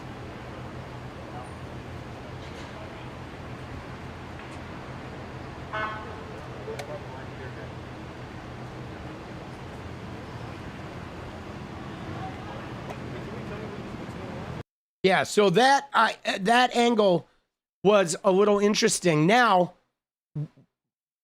let's fucking... Dude, let's go Snow Puppies Howl. Let's go, Sam. Let's go, baby. We already made the we made the goal. Okay? Dude, look at these guys. Yeah, but here's what they said. Okay? This is what their lawyer was claiming. This is the story they're running with. Snow Puppies Howl. Okay? He says the Tate brothers are being threatened, treated like Jeffrey Epstein in jail. Now, again, this is part of the narrative, okay? They're trying to get these guys out, okay? And what do we have here? Yeah, this is the dude picking up the phone from the original arrest. Dude, that outfit is fucking brutal, bro. Dude, I'm never going to get over that outfit, okay? But he says, look at this. He says the charges have put a target on their back for them to get stabbed, jumped, murdered, their lawyer told reporters. Every time somebody walks by their cell, they get called a word that starts with P that's more appropriate to Epstein and not appropriate to them. So, like, I guess it's like he's saying pedo, but, like, why wouldn't he just say the word, right? You know? And so the lawyer is absolutely farming this thing. Now, I don't care, guys. I don't care. Shall we look at some Andrew Tate shit? You know? Shall we look at some Andrew Tate shit? Because let's look at a Tate video. All right? Let's find some Tate video, guys. Let's take a look at some of the fucking Andrew Tate videos here. All right? Here's one. Tell me you love me. Say it like you mean it. Say it like you mean it. You message one other guy ever again, whether we're together or not. Together. You understand me? Did I say listen? Did I say Dude. Did I say it? No. Did I say it? Dude, like, what the fuck, bro? You know what I'm saying? Like, I'm not even going to play the rest of that because it's not worth watching. But you see what I'm saying? Like, fuck these guys, okay? Fuck these guys. They should put them in general pop and let them get their ass beat. You know? Total abusers. He is a total abuser. And what's more, guys, for me, guys, I believe that Tate and Epstein are actually really similar. And here's why. Okay. One of the things that Epstein did was he preyed upon teenage girls and then he made teenage girls become his accomplices. Okay. He would prey on the teenage girls and then the teenage girls would bring other teenage girls into the fold to be abused by Epstein's psychosis. And that was the world that he set up, where everyone was complicit in his crimes, okay? Now, Andrew Tate did the same thing, guys, okay? What Andrew Tate did is he preyed on young men, okay?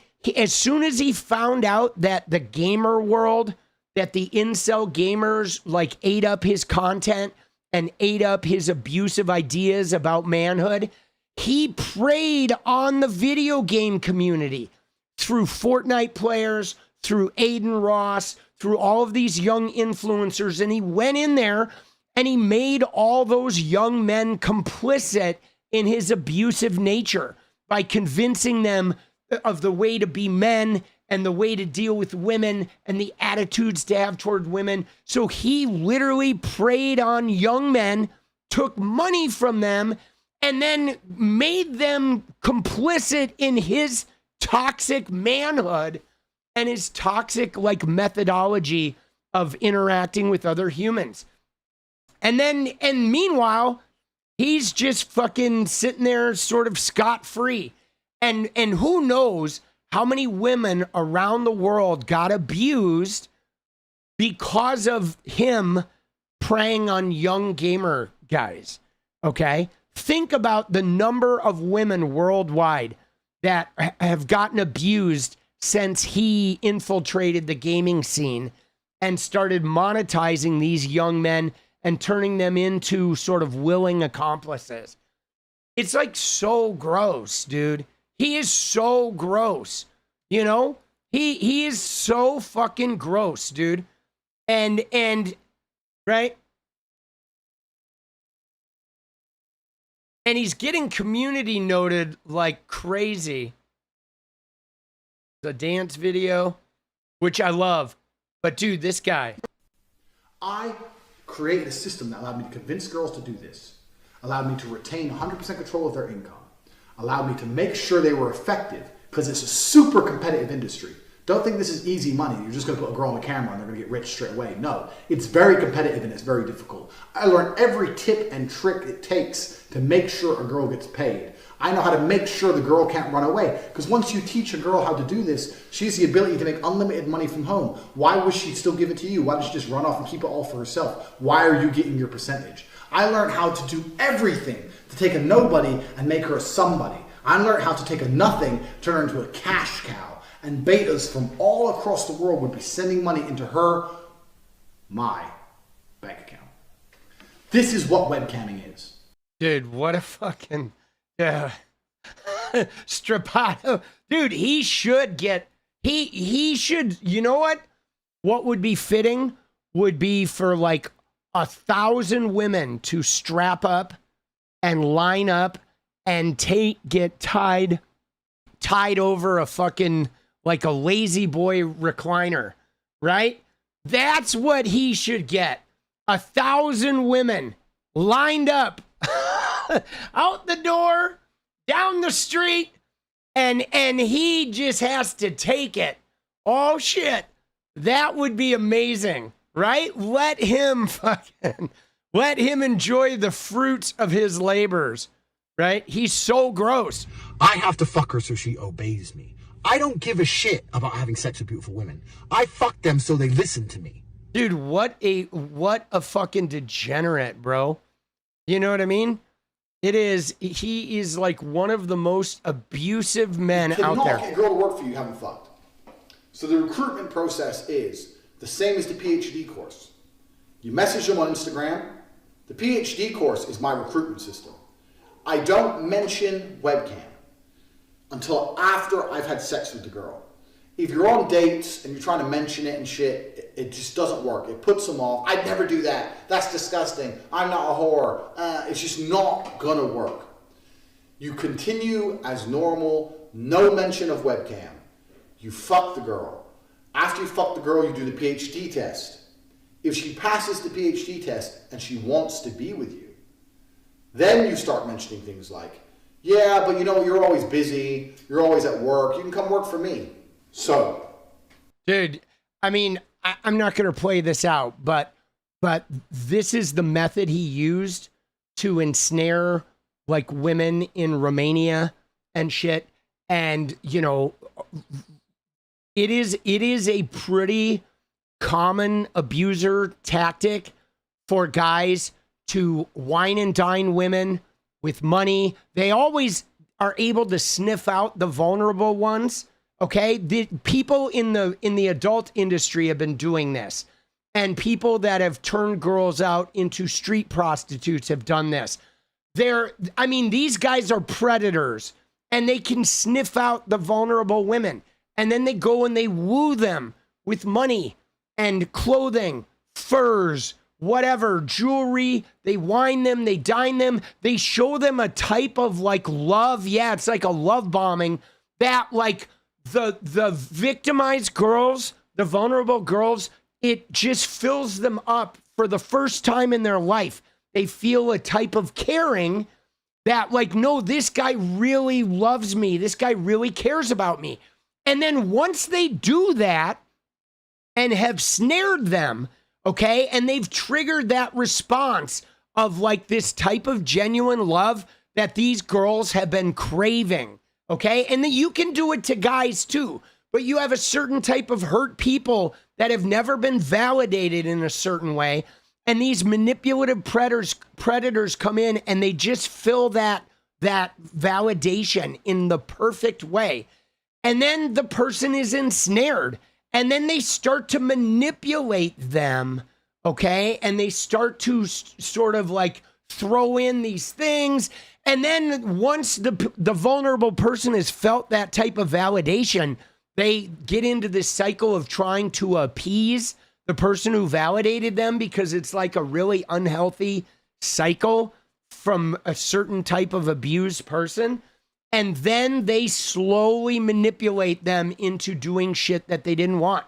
I mean, Charles Manson used to do this kind of shit with his family. And Jeffrey Epstein certainly did this type of shit. Okay? It is like a group of predators that get really good at sniffing out the vulnerable and then knowing how to set them up to be manipulated. And then the way Tate would do it though is, he would bring people into a country and bring them across the border into Romania. Oh, come live with me in my nice mansion and shit. And then he takes away their passports and their phones and their money and all of their way to contact people. And then they're just stuck, right? Then pretty soon they're just stuck. There's no way to get out. It is so bad, guys. It's so bad. So for me, guys, I know that they're making this shit up, but I'm telling you right now, if these guys, if somebody showed up, okay, if somebody showed up to these guys and they were going to harass these guys or Epstein these guys, dude, I would not care at all. You know what I mean? If these guys got Epsteined, I would not give two shits, okay? I wouldn't. I would not care at all, bro. Dude, they can Epstein them up, down, and sideways all fucking day, bro. Dude, do it up. Film it. Seriously, screw these guys. Screw these guys. Now, what I want to know, what I want to keep looking into is I want to keep looking into the Barron Trump, okay? I want to keep looking into the Barron Trump angle, right?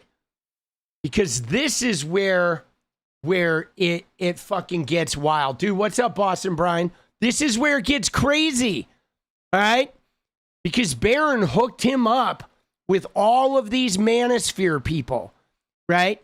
And then he, Barron was deeply connected to Justin Waller, all right? And again, I still think that this shit has something to do with that woman in the UK, right?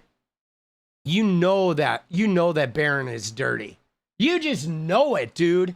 I just know that Barron is dirty. Dude, I know he is filthy, boss. Okay? Let's see this.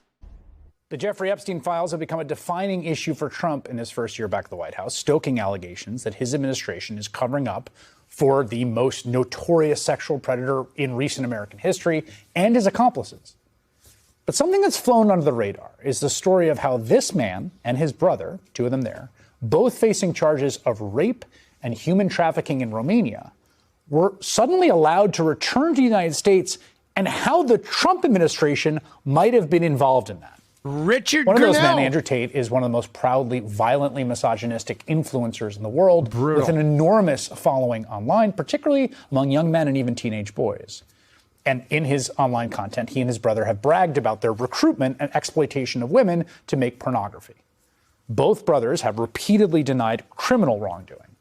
Well, now the New York Times, in a remarkable investigative report, finds that they were released from Romanian custody only after Trump administration officials intervened. An official in the White House told the Times that it was not involved in Tate's legal matters. But the Times reports that 6 days before Trump's inauguration, Andrew Tate wrote in a text, quote, "I had word from the Trump administration that they're on top of things. I've been told I'll be free soon." Crazy. And here is how the Tate brothers reacted when, in fact, they were freed. And they boarded their flights back to the States the very next month. No, you are, Andrew. You know what we are? We are back. We are so back. No one has ever been more back than we just got. It's true. And we never really left. So now we're back. Never left, but we're massively back. Dude, just think about that, guys. These guys were under major investigation in Romania, okay, for all of the shit we already saw, abusing girls, keeping them, kidnapping them while they were forced to do cam work, the lover boy method, of other organized crime shit and money laundering. And they were under house arrest, not allowed to leave the country. Then there was a security conference in Germany, in Munich, and some Romanian government officials were at that security conference. And Trump's buddy, Richard Grinnell, the guy from the Kennedy Center, went to Munich exclusively to speak with high-level Romanian government officials, and then the Tates get free of their house arrest, and all of a sudden they can come to the United States. And then they're on a private plane coming to the U.S., and they're hanging out with Joe Rogan and Trump and Dana White and all those guys at the UFC. Like, what in the fuck, bro? The most toxic, abusive... I mean, we watched the videos of them abusing women on fucking camera, talking about all this pimping shit, just admitting this shit on video. They've been, looting American youth, stealing money from young men, trying to teach them how to be pimps, how to abuse women. And the president of the fucking United States sends his lackey to a foreign country to get these guys like above the law in Romania so they can come to the U.S. Like, I mean, is there an Epstein connection? Like, what the fuck, dude? What the fuck kind of message is that? That is like, I've never seen America sink that low. Like, our country is literally, you flush a toilet and we are like the fucking, the mold on the bottom of the fucking toilet bowl, bro.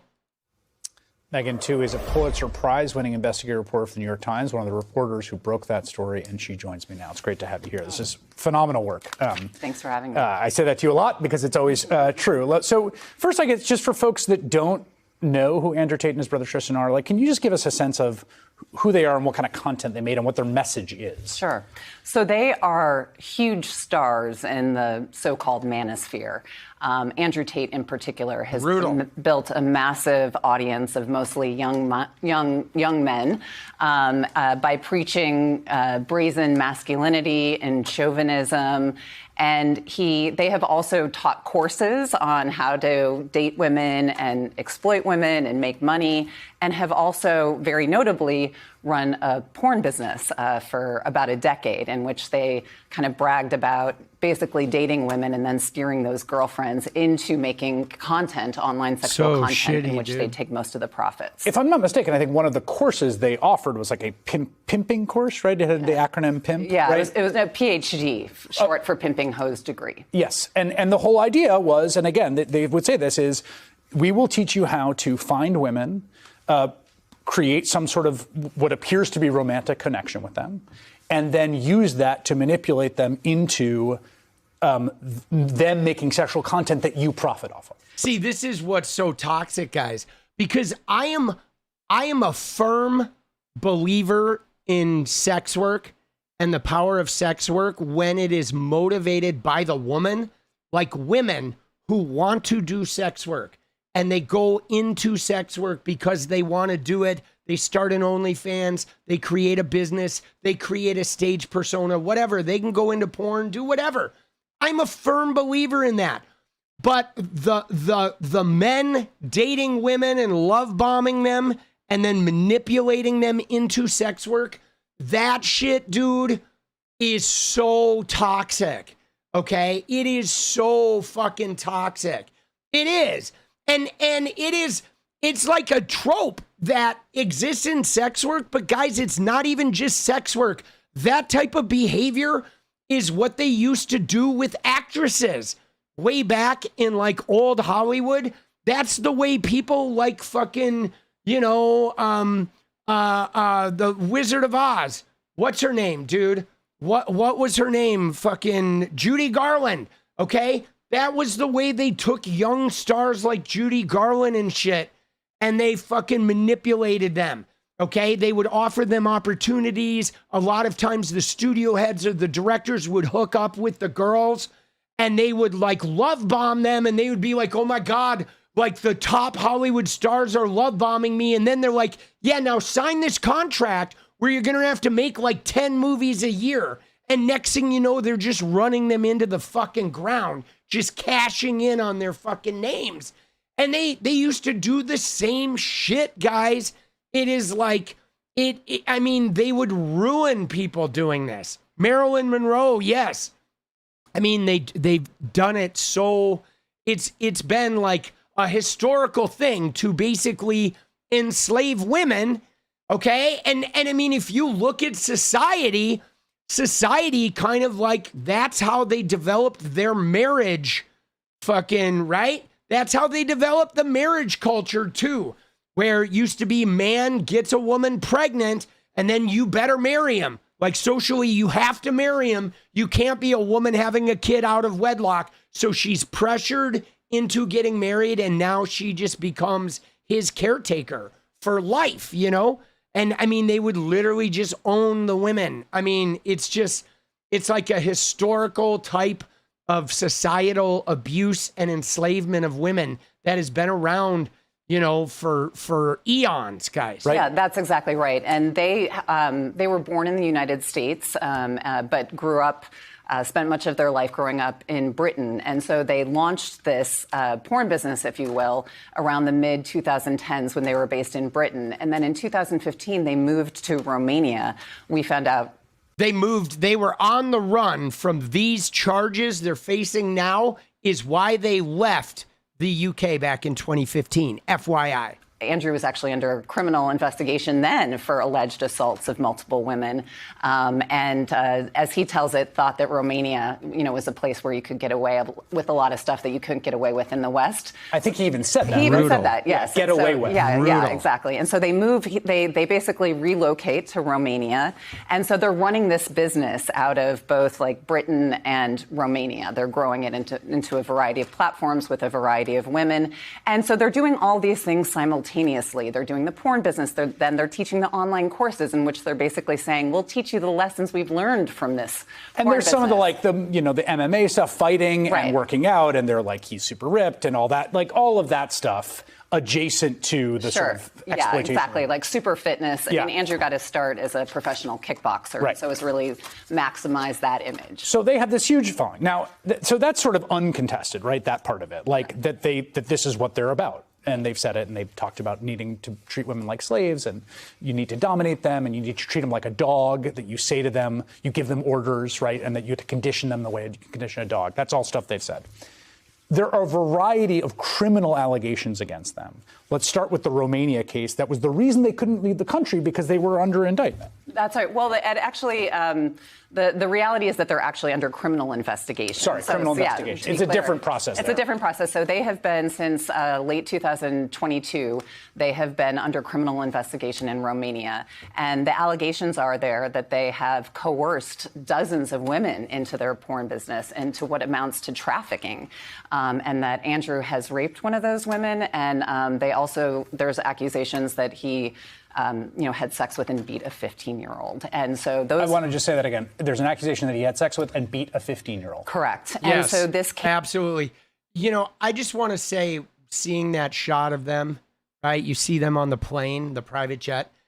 And this is one of the things that personally bothers me about capitalism, guys, and how I know inherently that capitalism is a bad system, is because the people that benefit most from capitalism are almost always these types of abusive, sociopathic, heartless, terrible human beings. Mostly men, but whether they're men or women, the most abusive people are the ones who prosper the most in capitalism. And that's how you just know that it's bad. I don't care what it does for R&D. I don't care what it does in spurring competition. I don't care that it lifted a bunch of people out of poverty initially. It rewards abusiveness, period. The most abusive people get all the spoils in capitalism, always. And there's no way around it. If you refuse to be abusive, you almost will not succeed in the system, okay?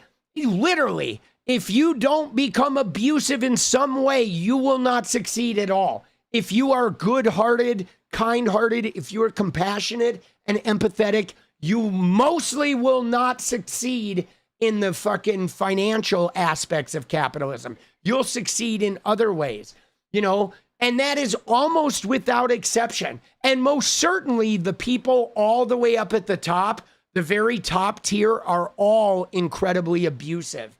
Okay? They are. If you look at like the 1,000 richest men in the world, I guarantee you that every one of them is an abusive fucking sociopath. I guarantee it, right? You could probably go the top fucking 10,000 richest, and they are abusive, okay? It is like abusiveness wins in that system. The system itself is abusive and harmful, right? See, the thing about Mamdani, though, guys, Mamdani is rich, but he's not even close to like being a fucking, the wealthy of the wealthy, okay? His family is rich, but they're not like fucking Leon Black rich, Les Wexner rich, Case, you know what I'm saying? As the prosecutors have been building this case, they have repeatedly sought to keep these guys confined. And so they had been prohibited from leaving the country as the prosecutors are building this case, with the prosecutors saying that they posed a public danger and a flight risk. I want to read some of these texts that you have gotten in the article. This is a woman who says, "Do you want me to be your slave or your wife?" This is a woman who, again, he's sort of, it seems to be recruiting kind of quasi-romantically and then maybe trying to move him to something else. You'll do whatever I tell you, which is the same thing. I'll choose a woman to be my wife. She'll love me enough to let me tell her what I feel like. I will decide if she's a slave. And then this is a text exchange in a text chat titled Pimps. This is two associates, along with Tristan, the brother, discussed how to punish a woman who said she would no longer work for Jesus, them. dude. Tristan Tate, the move now is as follows. Okay. Both of you go, get her out of the house. Okay. Hit her if you have to. I don't care. Don't let her take her things. Thanks. Okay. Jesus. You're right. Those are among the text messages that the prosecutors have gathered. I mean, we've been pouring through hundreds of pages of court records from Romania in which they've gathered together and spelled out what they say is a long pattern of this behavior with a variety of women. There are other criminal charges in England, am I right? Yeah, absolutely. So in Britain, prosecutors have authorized charges. They're not just under investigation. They have been they've authorized charges of trafficking and rape against both brothers there. And those are charges that they'll have to face when the Romania case is complete. They'll have to go to Britain and face those there. And we also realized, one of the things we discovered in the course of our reporting, I worked on this with my colleague, 𝗙𝗹𝗪𝗏, and what we found was that here in the United States since 2022, anti-trafficking agents at the Department of Homeland Security, as well as federal prosecutors here in New York, the ones who eventually won a conviction of Sean Combs, have been investigating the Tate brothers. We should also note that... See, somebody said that earlier, but that the people investigating Diddy were also investigating the Tates, right? I mean, guys, I am sure that they are all adjacent. Diddy, Trump, Epstein, the Tates. I mean, I'm sure there's more people operating right now. And I would not be surprised at all to find out that most of Trump's cabinet and Dana White and all his friends are all involved in this shit too, guys. You know? Almost immediately upon return, a girlfriend of Andrew Tate's accused him of assault and rape. He denies those charges. She has now sued him. He has countersued her for defamation. Right. So that happened immediately after it came back. Now, everyone, I think, has a picture of these individuals at this point. They were in Romania. It's very clear from your reporting, even though the Trump administration has tried very hard to run away from it and deny it, and Romanian officials have tried to deny it, that there was some pressure put by the Trump administration to get these guys back to the U.S. So brutal. Yeah, well, what we found was that their release from Romania was really the culmination of years-long efforts by Andrew Tate in particular to forge very strategic alliances with prominent figures on the American right, media figures like Tucker Carlson and Candace Owens, people in the Trump family, first Don Jr. and then Barron, and then eventually some of his supporters who were very public with their support and defense of him and their criticism of the Romanian criminal case. Barron is ascended dirty. Into the Trump administration. 𝗙liche𝗹𝗪 has talked about him. Richard Grenell, who... See, remember, guys, this is what they did. Remember, Tate started his bruv party.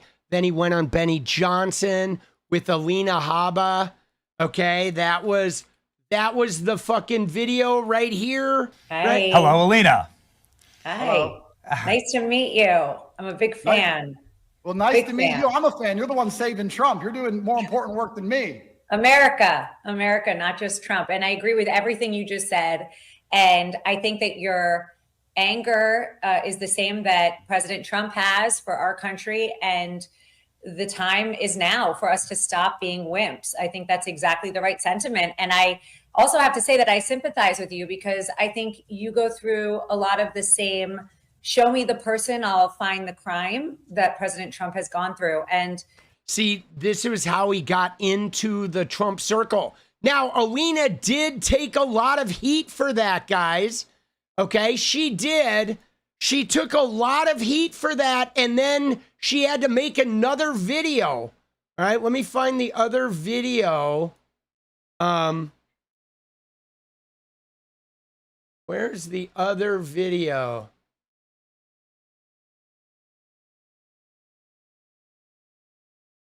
Oh, this one. Right? This one. You ready? Here's the other video she made. She made that video with Benny Johnson, and then a shitstorm of publicity happened, and then Alina made this. Accusations against. This was like 2 weeks later, okay? After that Benny Johnson video, Alina made this video. The accusations against the Tate brothers are stomach churning. They are disturbing. And as I will say, and I've said many times since then, that is for the court to handle, and they should handle it. Basically, people have told me you said you're a fan or something like that. Yeah, that was what I said was it's some great manipulation. So the Tate brothers, have a tremendous social media presence in terms of, and what we were discussing were politics in the UK. He was talking about running, and I am always passionate about people that are vocal against certain things. Now, that is very separate, I want to be very clear, than accusations of human trafficking, accusations of anything, rape, whatever the accusations are against them, you have to put that in one bucket. And that really is a very disturbing charge. Now, I don't know the status of it. I'm also a lawyer. I know better than to talk about somebody's case. But I will say that there is no part of me that condones at all that behavior. Dude, isn't that funny? Like, dude, she all of a sudden, like the shit hit the fan after the Benny thing. Did you see how she lied though? She said, oh, I didn't say I was a fan. Dude, what a liar. When you look at that shit back to back, dude, she is just clown buffoonery. Dude, let's go. F the fascists, stay staunch, USA. It'll be over soon. Let's go. Dude, amen. Let's go, baby. Dude, what are you looking for, Bryce? We got Bryce in the chat. We used to have Paramount Plus, Bryce, but we canceled it after Larry Ellison bought CBS. And after they went after Jimmy Kimmel and shit, we canceled Paramount Plus. Well, what are you looking for? Right? We have every other streaming service but that one. We got rid of that. Is there some sporting event on there that you're trying to tap into? Oh shit. Dude. Yeah, no, we that's the one we got rid of. Ah. Got you. Let's go. Season starts in August. Got it. All right. Oh shit. Let's go. Dude, yeah, you'll figure it out. Maybe you find somebody who has it. Get a password. Right? But yeah, we did cancel that one. And you know, maybe some consideration if that fucking something happens positively down the road. Yeah, I'm sure you will, boss. I'm sure you'll fucking figure it out, dude. You always do. All right. Yeah, Alina though. Fakery, huh? Dude, let's go Mariners!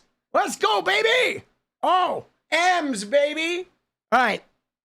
Has a kind of freelance portfolio and in fact admits that he discussed the case with a Romanian official. Don Jr. and then of like years-long efforts by Andrew Tate in particular to forge very strategic alliances with prominent figures on the American right, media figures like Tucker Carlson and Candace Owens, people in the Trump family, first Don Jr. and then Barron, and then eventually some of his supporters who were very public with their support and defense of him and their criticism of the Romanian criminal case ascended into the Trump administration. Alina Habba has talked about him. Richard Grenell, who has a kind of freelance portfolio and in fact admits that he discussed the case with a Romanian official. Right. So, right, exactly. Paul 𝗙𝗏𝗄𝗃, who actually served on the Trump's legal team, he ascends into the administration as well.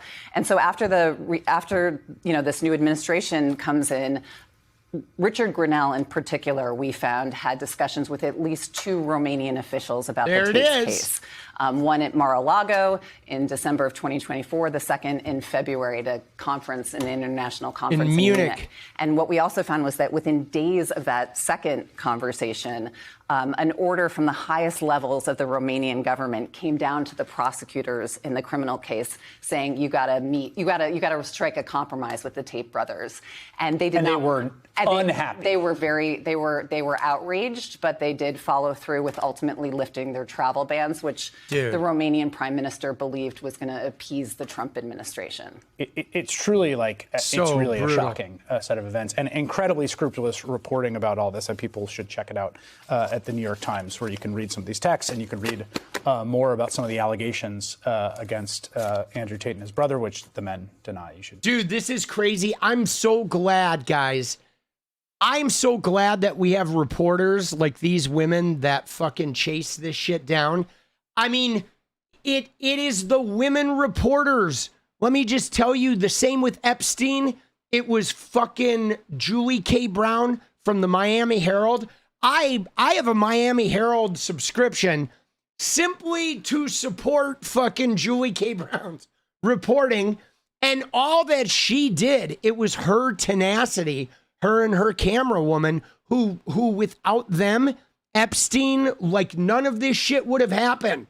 Okay? These women that are reporting in these outlets, and they're doing this relentlessly, and they're often butting up against men who get their stories killed or get details removed from their stories, and they keep going and they keep going and they keep going.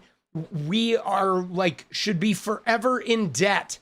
You know, I mean, man, crazy. Yes, the Me Too reporters, absolutely. We're like so lucky, okay? We're so lucky. And then, of course, we've all seen this clip. And I'm very close to the Trump family. I know them well, and I spoke to Barron after the incident, and I look forward to, once I am free, being with Donald Trump in person and reminding him that he's a bulletproof badass. This is the attorney. Yeah, there we go. He's like trying to forge those connections, but now they're letting him fry, dude. Okay? They're letting him fry. And look at this shit, right? Dude, look at this guy. Okay? The last thing I want to talk about on this is this fucking Tate lawyer.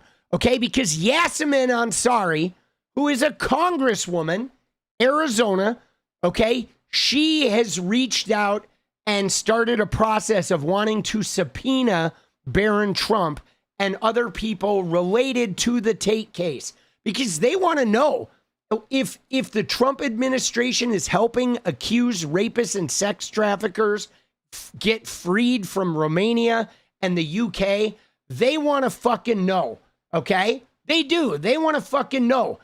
And when we take back the House in November, they're most certainly going to subpoena all of these guys. But look at what Tate's lawyer did, okay?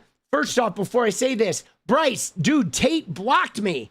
He is now in prison. He is now in jail here in America facing extradition. And he blocked me too. I finally got under his skin. He's a bitch, dude. Tate is a bitch. But look at this. This guy's basically sort of threatening a congresswoman, saying if Andrew Tate were free, he would be dismantling this communist psychopath in real time and raising an army to unseat her for going after Barron Trump. The Tate brothers are one of the most powerful weapons the conservative movement has. Their absence is the point. Free them. Dude, what a clown, bro. Dude, Andrew Tate is not unseating anyone, dude, in Congress. Give me a fucking break. Dude, these guys are so high on their own supply. Give me a fucking break, dude. Their absence is the point. Like, what does he think? Does he think, like, Democrats have somehow taken over the Trump DOJ and are, like, getting rid of Andrew Tate because he's too powerful? Dude, he's not Charlie Kirk, you bald wannabe mafioso motherfucker. Shut the fuck up, dude. This guy, what a fucking clown, dude. Dude, I got in there. We're all voting for the cannibal. Dude, look at this, though. Even conservative people, though. Okay, Will Chamberlain is a conservative. Okay, this guy is very much a far-right conservative. Look at what he said. He said, nah. And McBride said, educated response. Well done. I'm sure you can do more. We all look forward to your ability to influence elections and inspire men so much that people clamor for your cancellation. And he said, one of your clients raped Lauren Southern, really couldn't care less about their ability to influence elections. And he was like, were you there? You saw that happen? And he said, I'm sorry, are you expecting me to have video proof of a rape accusation before I believe it? Right? And guys, I didn't know that. Okay? I did not know that. But dude, Andrew Tate, man, now this is pretty fucking controversial here. But dude, he fucking raped Lauren Southern too, man. And that is wild. This was all the way back in 2018, dude. Okay, this was way back in fucking 2018. Let me see. I think I saved the clip here. Yeah, here's the clip. Okay, it was this back in 2018. And I didn't know at the time in 2018, but Tommy Robinson brought me out to meet Tate, claiming he was going to be a business investor for a kind of right-wing company we would make. And I went to It's all very convoluted, but we went and had this business meeting. It was a total disaster. Tate and his team call and say, Lauren, we'd still like, this was in Romania at their little compound. Yeah, but what year? This was 2018. 2018. The very beginning, like January, February 2018. Okay. And then they invite me to a club. I have 2 drinks, get completely wasted somehow, like blackout drunk. Tate brings me back to the hotel room, strangles me, assaults me. Crazy incident. I go to a hospital. I report it. I don't want to make it a big media deal. And then years later, he starts going viral online for having human trafficking, mass assault. This was before he went viral, guys. This was back in the early fucking, you know, Charlie Kirk, like, conservative movement during Trump's first term, when all of these conservative Trumpian influencers started becoming these big names and shit. You know what I'm saying? And she went with Tommy Robinson under the guise that Tate was going to invest in her media business, and they fucking roofied her, dude. And this is before he blows up. Rape cases, all these things. And I'm feeling guilty as hell because I know I have contemporary medical evidence and text message evidence that I could give to the courts, but I don't want to deal with the online shitstorm that's going to come from that. I'm literally the girl who built her career on, you know, I'm not a feminist, all these women are lying, da-da-da-da-da. So I sit on this evidence for years and years and years, and eventually, after various kind of career incidents, including the Tenet media scandal, my text messages with Stephen being released, all this kind of stuff, I'm like, why am I sitting here on this pile of lies that I'm telling that make me miserable? I need to just tell the truth about all of it, join the court cases, take a step back from media, and get my head back in order, because I think all of this is kind of built on bullshit. But it's not even about me. Like, to me, I don't care if people are sympathetic with me. You can hate me, love me, don't care anymore. There are 40 plus women that are victims that needed my evidence, that needed my testimony out there, and I'm Yeah, see, the thing is like, I don't absolve people from, like, Lauren Southern of their own toxicity and shit. And simultaneously, though, like, they don't, even the bad women that are toxic, even the Riley Gaines of the world, even the fucking, you know, the really abusive women of the world, they don't deserve to be essayed. And certainly everyone coming forward can help end it. You know what I'm saying? I mean, it's just really hard, though, right? It's really hard because what you see is and this isn't even about Lauren Southern. I want you to see what happens to women in this conservative movement, because look what happened with her, okay? She fucking built a identity on not being a feminist. She built an identity on being like this conservative woman. We don't believe the accusers. And then when she gets raped, she's stuck. She can't come forward. No one's going to believe her, right? You know what I mean? And like, dude, this is the trap of conservative women that just sinks all of their battleships, dude. It's like so fucking toxic. Dude, Bryce, I love you, boss. Dude, thank you. And I will see you in a couple weeks. It's always good to see you in here. Big love. And talk to Jenny. All right? She can fucking point you in the direction about that shit you were asking about. But like, you know, this is like conservative women. They get so brutalized. And guys, more than anything, let me just tell you, this is part of the reason why these like grape and abusive men pipelines run so well in the conservative religious political movement, because these women create identities that they can't report it. Okay. So the men know it. And so the men abuse these women. Man, you go to TPUSA events, women are getting graped all over the place. And they literally can't report it. They won't report it because it would ruin them fucking politically. It would ruin their reputation. I mean, Riley Gaines, somebody talked about Riley Gaines. You know what's so funny about Riley Gaines, guys? Riley Gaines making this big deal about Leah Thomas and this trans shit. Riley Gaines, while she was in college, her swim coach at the University of Kentucky was raping her teammates, guys. The whole time she was in college, her fucking teammates were being raped. And she didn't come out of college being like an anti-rape advocate. She came out of college attacking transgender people as though they're some sort of danger to women. And it's like, no, man, there were 10 trans athletes in the NCAA, 10,000 women a year in NCAA colleges report rapes. That's the reported ones. And I'm telling you, like 90% of those are in the conservative fucking circles. Dude, you know, they are broken. Yeah, no, they are broken. But I guys, I'm not going to defend conservative women, and I'm not going to let them off of their behavior. But having grown up in a conservative household and seeing how my mom got abused in that, I feel for conservative women, because the religious programming that they fucking endure that then turns them into these like victims for rapey, abusive men. It's like, dude, it is like a toxic circle that just completes itself. And it's really, really fucking really shitty, dude. But look at this, though. You ready? Look at this shit.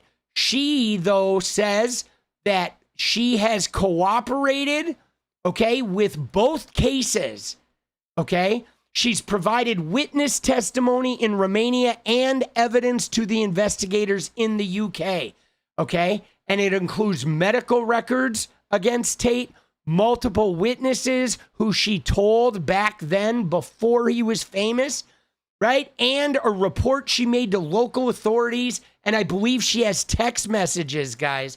And so good for her, man. Like, I can't stand her. I'm not going to defend her behavior, but dude, wouldn't it be just desserts if conservative women came forward and helped take this motherfucker down? I joined the UK court case. I've already testified in the Romanian court case. My information was going to be leaked. The Tate brothers already have actually just recently got pulled into court on 11 separate charges of trying to intimidate and destroy the reputations of witnesses. The second I joined those cases, there was going to be a mass campaign against me. My name was going to be all over the place, and the Tate brothers were going to be able to just slander me all over the board. So I had medical evidence from the time. Somehow I was able to predict years before they were famous that his MO was strangulation. 3 years before the Vice article came out saying that's what he did to all the other victims in the UK. It would be literally impossible for me to get a DeLorean and come back in time and decide to make up all this and make a medical report and know the MO just to sell a book that I've made barely any money off of in 2025. But I joined the UK court case. Dude, I love it. I love it. Dude, I hope they all join. I hope they bury these fuckers, bro. These guys are so, like, they are so toxic. Man, dude, you got to understand that for me, guys, this shit is personal for me, okay? I was not graped by Andrew Tate, okay? So I've not gone through what these women have gone through, but I got very triggered by this man's existence and his attempt to infiltrate like the gamer crowds, because I grew up around abusers. My dad was an abuser like that. Okay. My dad was an abuser of women. So I can sniff these guys out. You know what I'm saying? And when I sniff them out, man, I get on that case. And it was very important to me for me to take a stand against this guy when I was in the gaming community. And it caused quite a kerfluffle. I got significantly canceled multiple times because of like me going against Andrew Tate. And I have stayed like up in his shit right up until that motherfucker blocked me, yesterday, right? 2 days ago. And I will continue like involved on the sidelines of like fighting this guy and where I can and with my voice until he's in prison. And I will not relent, okay? Because I know he is a rapist. I know he's an abuser of women. Like, I know it like the hair stands up on the back of my neck when I hear him talk. Because my fucking father was like that, man. I just know it. And I will never relent, okay? They're going to end up in fucking prison, man. I guarantee you. they're going to fucking end up in prison. Fuck these guys. We will not give up. All right? We will not give up. Right? All right? Fuck the Tates, bro. I say put him in the room with the cannibal. Right? That's what I say. Like, let's have a cage match. Tate versus the cannibal.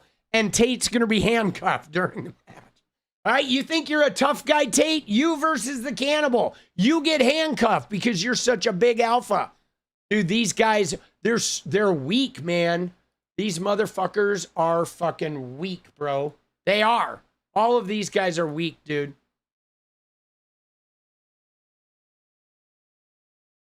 Dude, let's go. Dude, Shelly, let's stop. They should all be better. Epic fail. Let's go.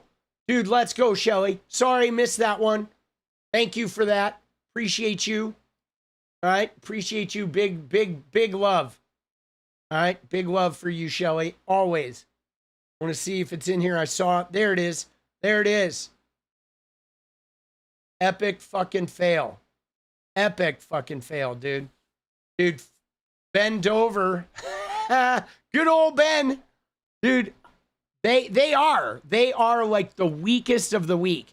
Okay? These kinds of abusers are notoriously fucking weak. Yes, no, Tate he got hammered in a boxing match, guys. Okay? He did a boxing match, and dude, he got fucking lit up, bro. He got lit up. Look at his face, dude. Right? There it is. Oh.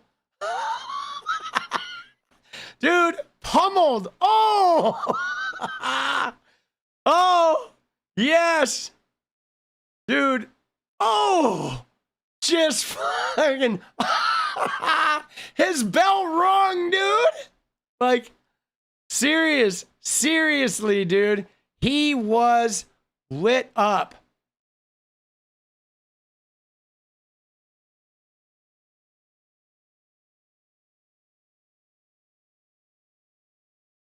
Dude, I'm sure there is a gif of that, right? He got blessed up, dude. But there were some pictures of him afterwards, right? And then there was some images of like him down on his knees. Just fucking lit up. Yeah, dude, this guy's like, while you're down there, homie. Yeah, I'm 10 years out, 4 years old. Oh. Gave it my all, but he's tough. Oh, he's tough, dude. Yeah, I run my mouth a lot, but look at me, dude. Gave it my all, but he's tough. I don't know what to say. He's really tough. Oh, he's tough. Congratulations, dude. Yeah, you got your ass beat, dude. Right? Because you ain't that tough. Right? You talk a big game, but you ain't that tough, homie. You ain't that tough. Right? I want to see the images. There were some pictures of him. Right? He's crying like a wuss now, though, boss. And then look at this, too. This was the last congressman that he met. Okay? Right? He does have a phone in jail, yes. Guys, he has a phone in jail. And this is another thing, though, about our prison system, that these rich guys, they easily get contraband. They get their phones. They get computer access. Dude, Jeffrey Epstein was like abusing women while he was in jail. Okay? They are able to bribe the guards. Okay? The men that work in our jails and our prison, they're bribed. Okay? They take money all the time, dude. They're so corrupt. But look at this. They chased down Wesley Hunt. Okay? Because before he got arrested, he was hanging out with Wesley Hunt, a rep from Texas. Okay? This guy, a fucking representative from Texas. And they did chase him down. Wesley, how are you, man? Hey, could I just get your reaction to the Tate brothers being arrested for execution? Do you regret taking the photo, sir? Yeah, no comment. Dude, guys, there's some of these guys that... Wesley, how are you, man? Hey, no comment. Yeah. Dude, they're dirty. All of these guys. There's some dirty shit going down with these guys, man. I want every last one of these motherfuckers in jail, bro. Every last one needs to be in jail, man. You know? Every last one of these guys. And Tate is definitely a flight risk. Okay? And man, for me, guys, I don't even care about the flight risk. You know what I care about? I am tired of these wealthy, abusive men being above the law, dude. I am tired of them being above the law. I am tired of them abusing teenage girls and then flying around on private jets laughing about how untouchable they are because some other dude who's abused teenage girls has the power to use the government to get them off. I want these guys in jail until they get extradited. I want these motherfuckers in prison. Okay? And then I want Trump in prison, and I want creepy fucking Barron in prison. I want all of these guys, Lutnick, Hegseth, RFK Jr., all these fucking guys in prison, man. Dude.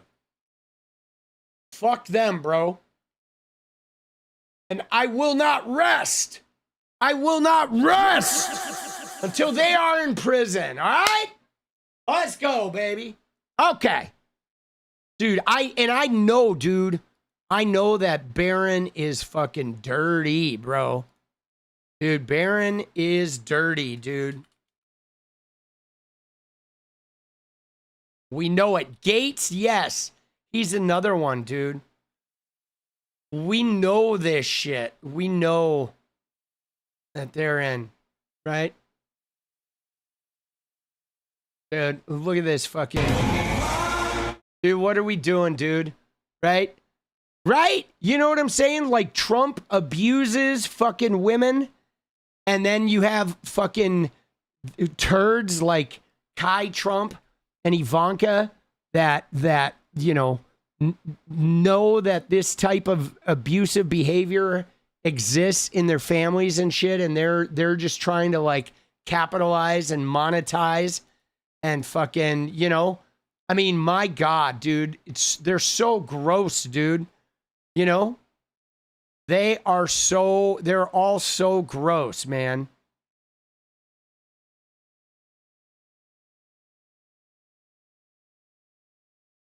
Dude. Barron. Now, we should remember, guys, I want to remind you that if we're going to talk about Barron, let us not forget this gem, guys. Okay?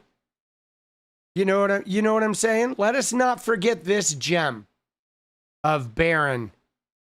Good old Barry Bear with his Epstein rapist mother. You know, taking photographs of her. I mean, it is so creepy. These people are all so creepy, guys. They're all Epstein fucking weirdos. Okay? They're raised in it. They're raised into a culture of abuse.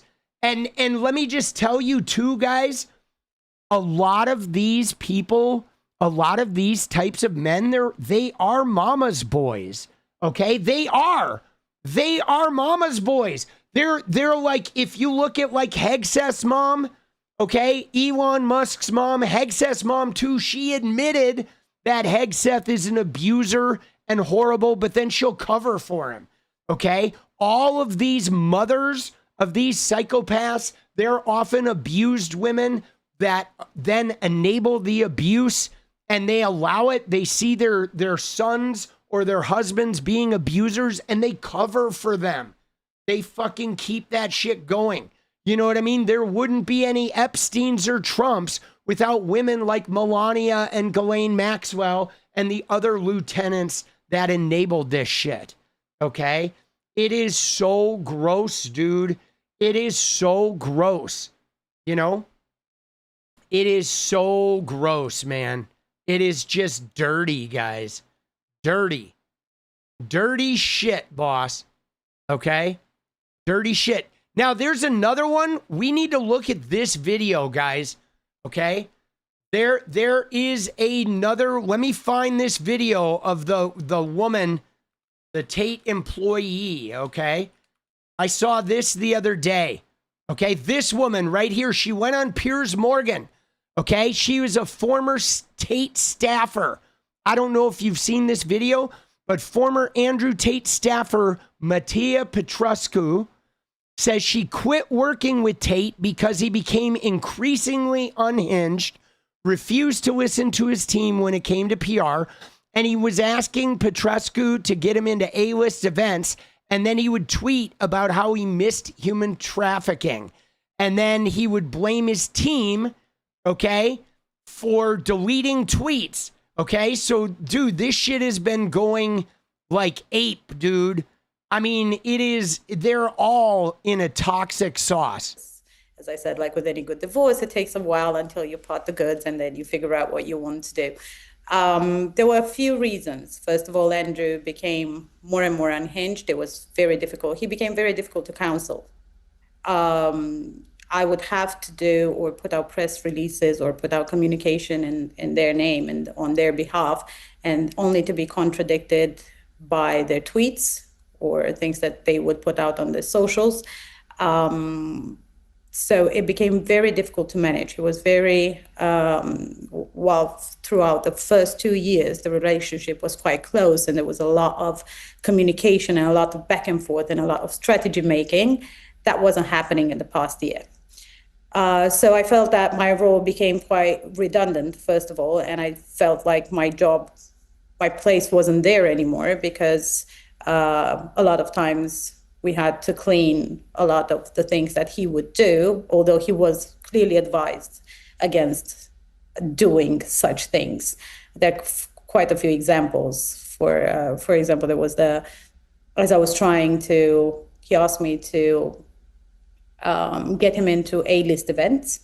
And while I was on the phone trying to open doors to A-list events, and that was quite difficult because lately it had become very difficult to get him into places because he was blacklisted pretty much everywhere.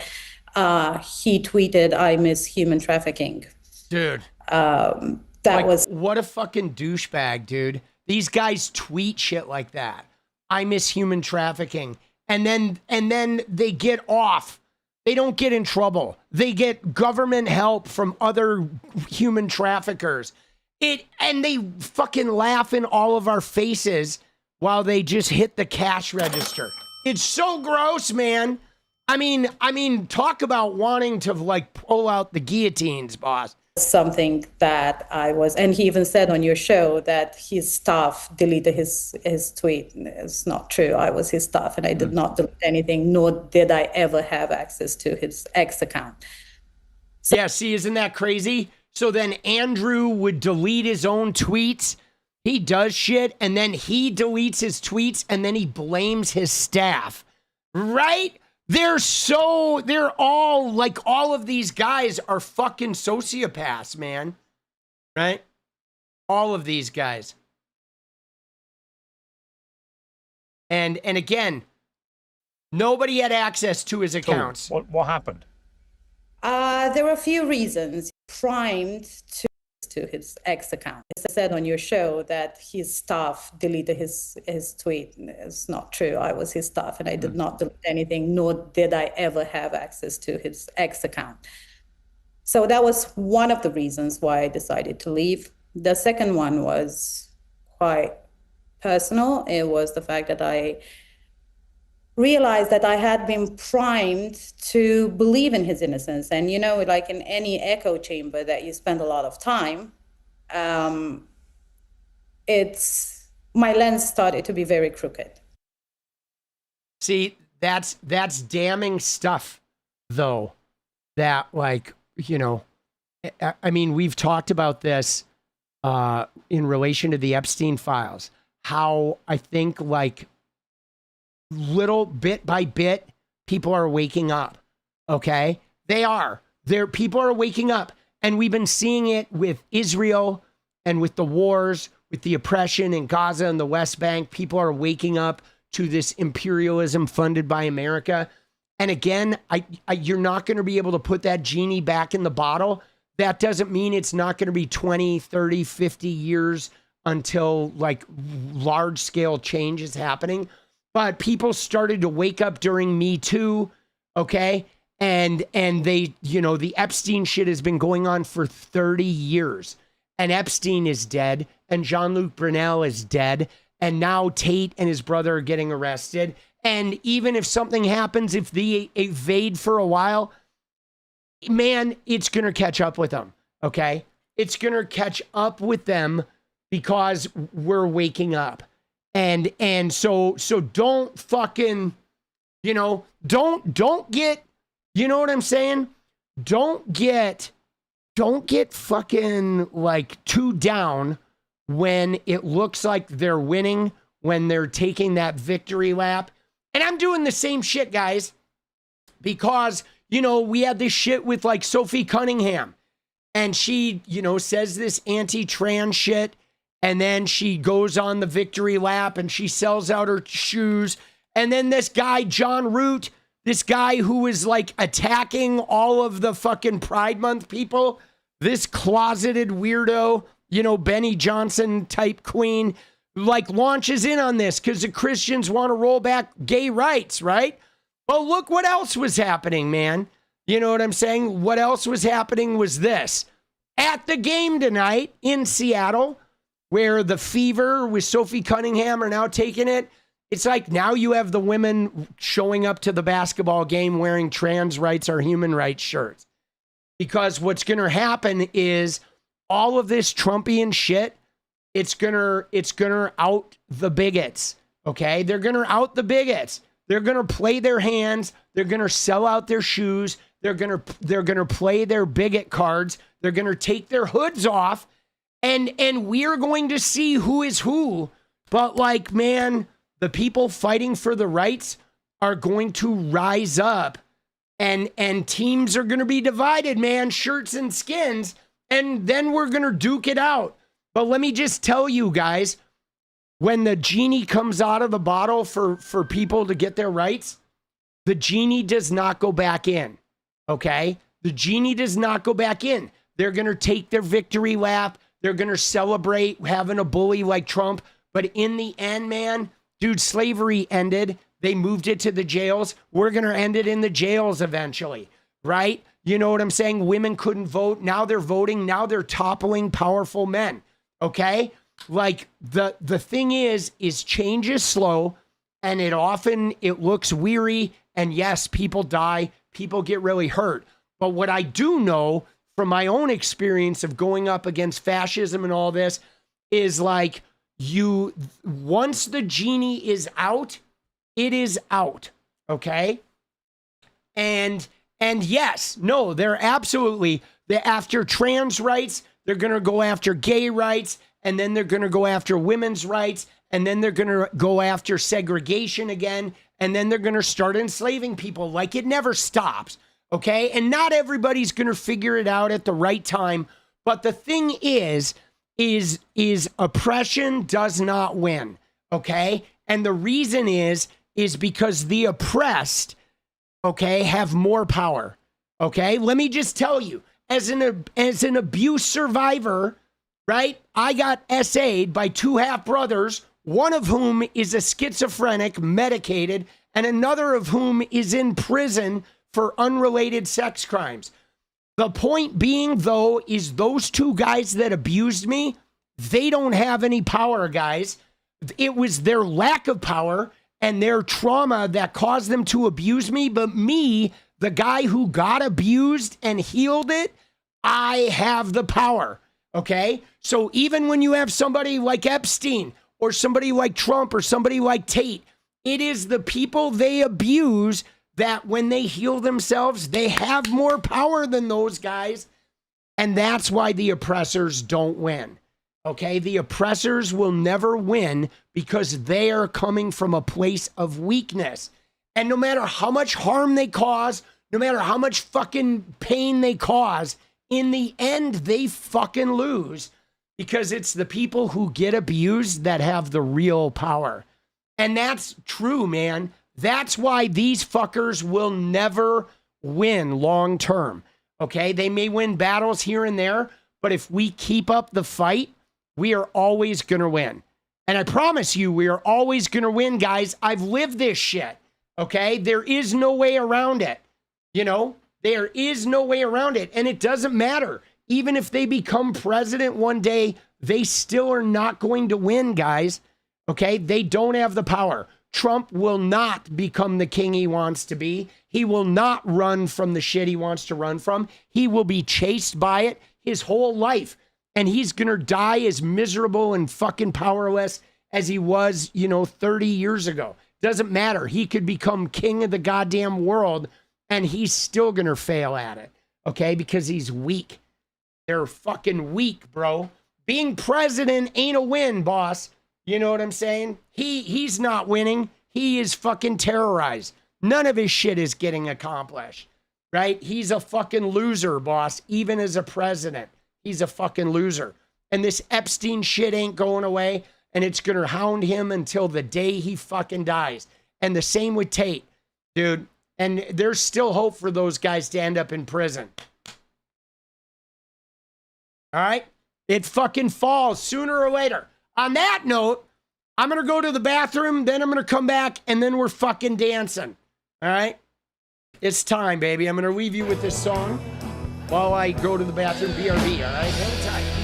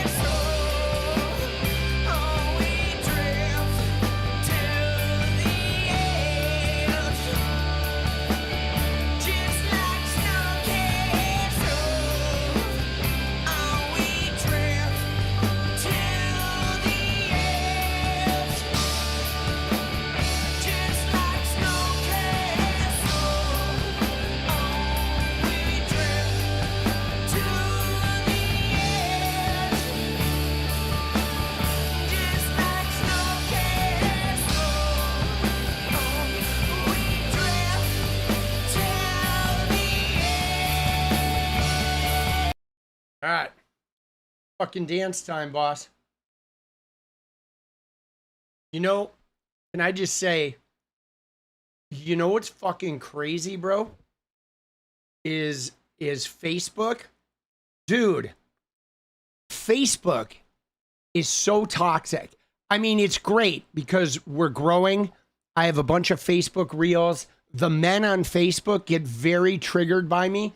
So my Facebook political profile is going to get big and it's going to make a ton of money down the road because of these guys. But these are like 50-year-old men, 40-year-old men, and they send me DMs. And then I don't reply to the DMs because I'm not going to get into pissing matches with 40-year-old, 50-year-old MAGA men. But they send me these DMs then saying, oh, you're too pussy. They try to bait me. right? You're too pussy to respond. You're too much of a fucking, and they just keep sending the messages like increasingly more toxic. Dude, it's like, what the fuck is wrong with the people? Like, I can't imagine being 50 years old and being so triggered by a tweet that I have to send someone a DM. Like, I'll reply to shit all day. But if you're so triggered that you have to send messages to people in their DMs to harass them, to try and get some attention from them, like, what the fuck, bro? A 50-year-old man should not be doing that shit. Can you imagine? These guys have kids, and I bet they terrorize their fucking kids or their women. You just know it. Fucking abusive fucking pricks. But I don't give them the satisfaction. I let them send me like 100 messages. And then, you know, I do other shit too. Like, I've said this, like, I have this be my profile pic, but you can't comment, right? My pinned fucking tweet. So it's like psychological warfare, because those guys will then come and go, oh, I'm going to go to his fucking Twitter. And then they come to my Twitter and they see this and they get so mad, but they can't leave a comment. Dude, fuck them. Psychological warfare with these guys. Fuck these guys. Bro, bring it on. Bring it on, daddy. Right? You want to fuck around? All right. You want to go? Let's fucking go. You want some psychological warfare? It's on. Dude. Oh, shit. Then they take screenshots of my fucking pinned tweet and start tagging me in it. Bro. Man, dude. It's like, yo, if you're getting that triggered by shit that you got to send DMs, you should not be using the internet. All right. You ready? It's dance time, though, guys. Let's get it. Let's go. We've earned it. Dude, Eamon, let's go. You're 51. You're triggered by Trump. Let's fucking go, Eamon. Appreciate you, boss. Thank you. Let's fucking go, baby. Everybody show some love for Eamon. Let's go. Let's go. 51 and triggered, dude. We're all triggered. Dude, just don't let your triggers drive the bus, okay? I mean, it's okay to get triggered. I think ideally, though, you don't want your fucking triggered part to be driving the fucking vehicle.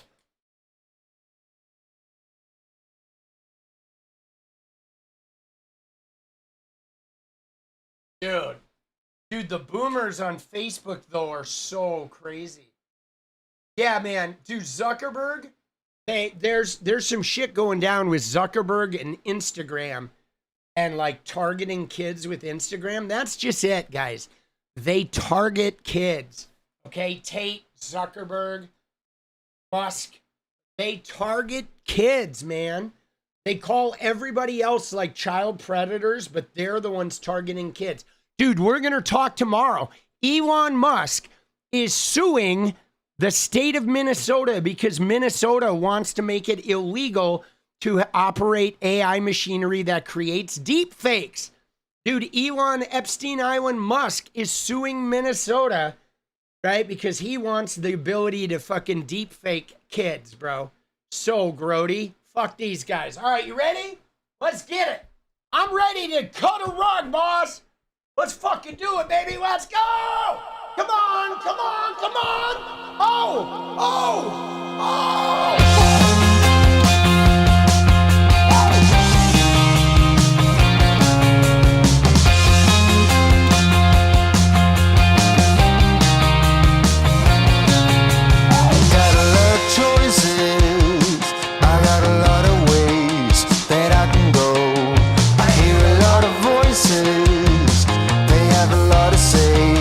But I've known, been here before. I do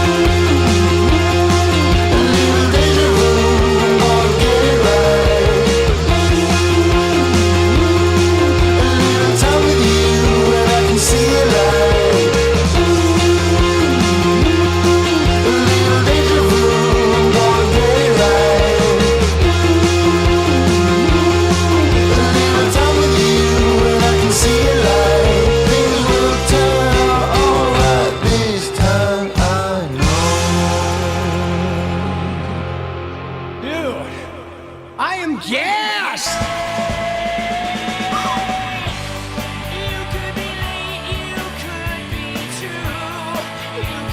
Underneath my shoe,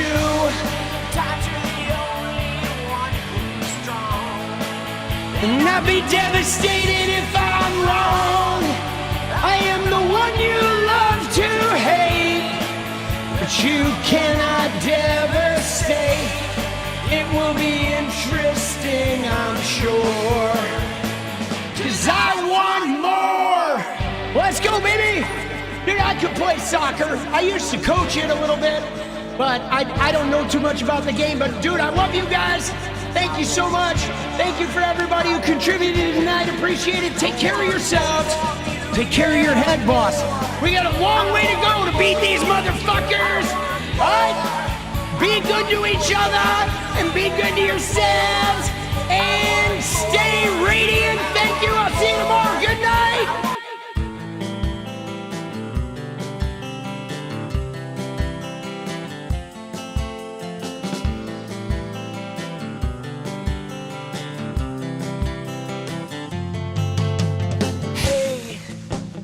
I just wanna change the world. I just want the perfect girl. I don't wanna hang around, I'd rather be found. It gets better, I wonder, my pleasure together. Everyone's waiting, anticipating.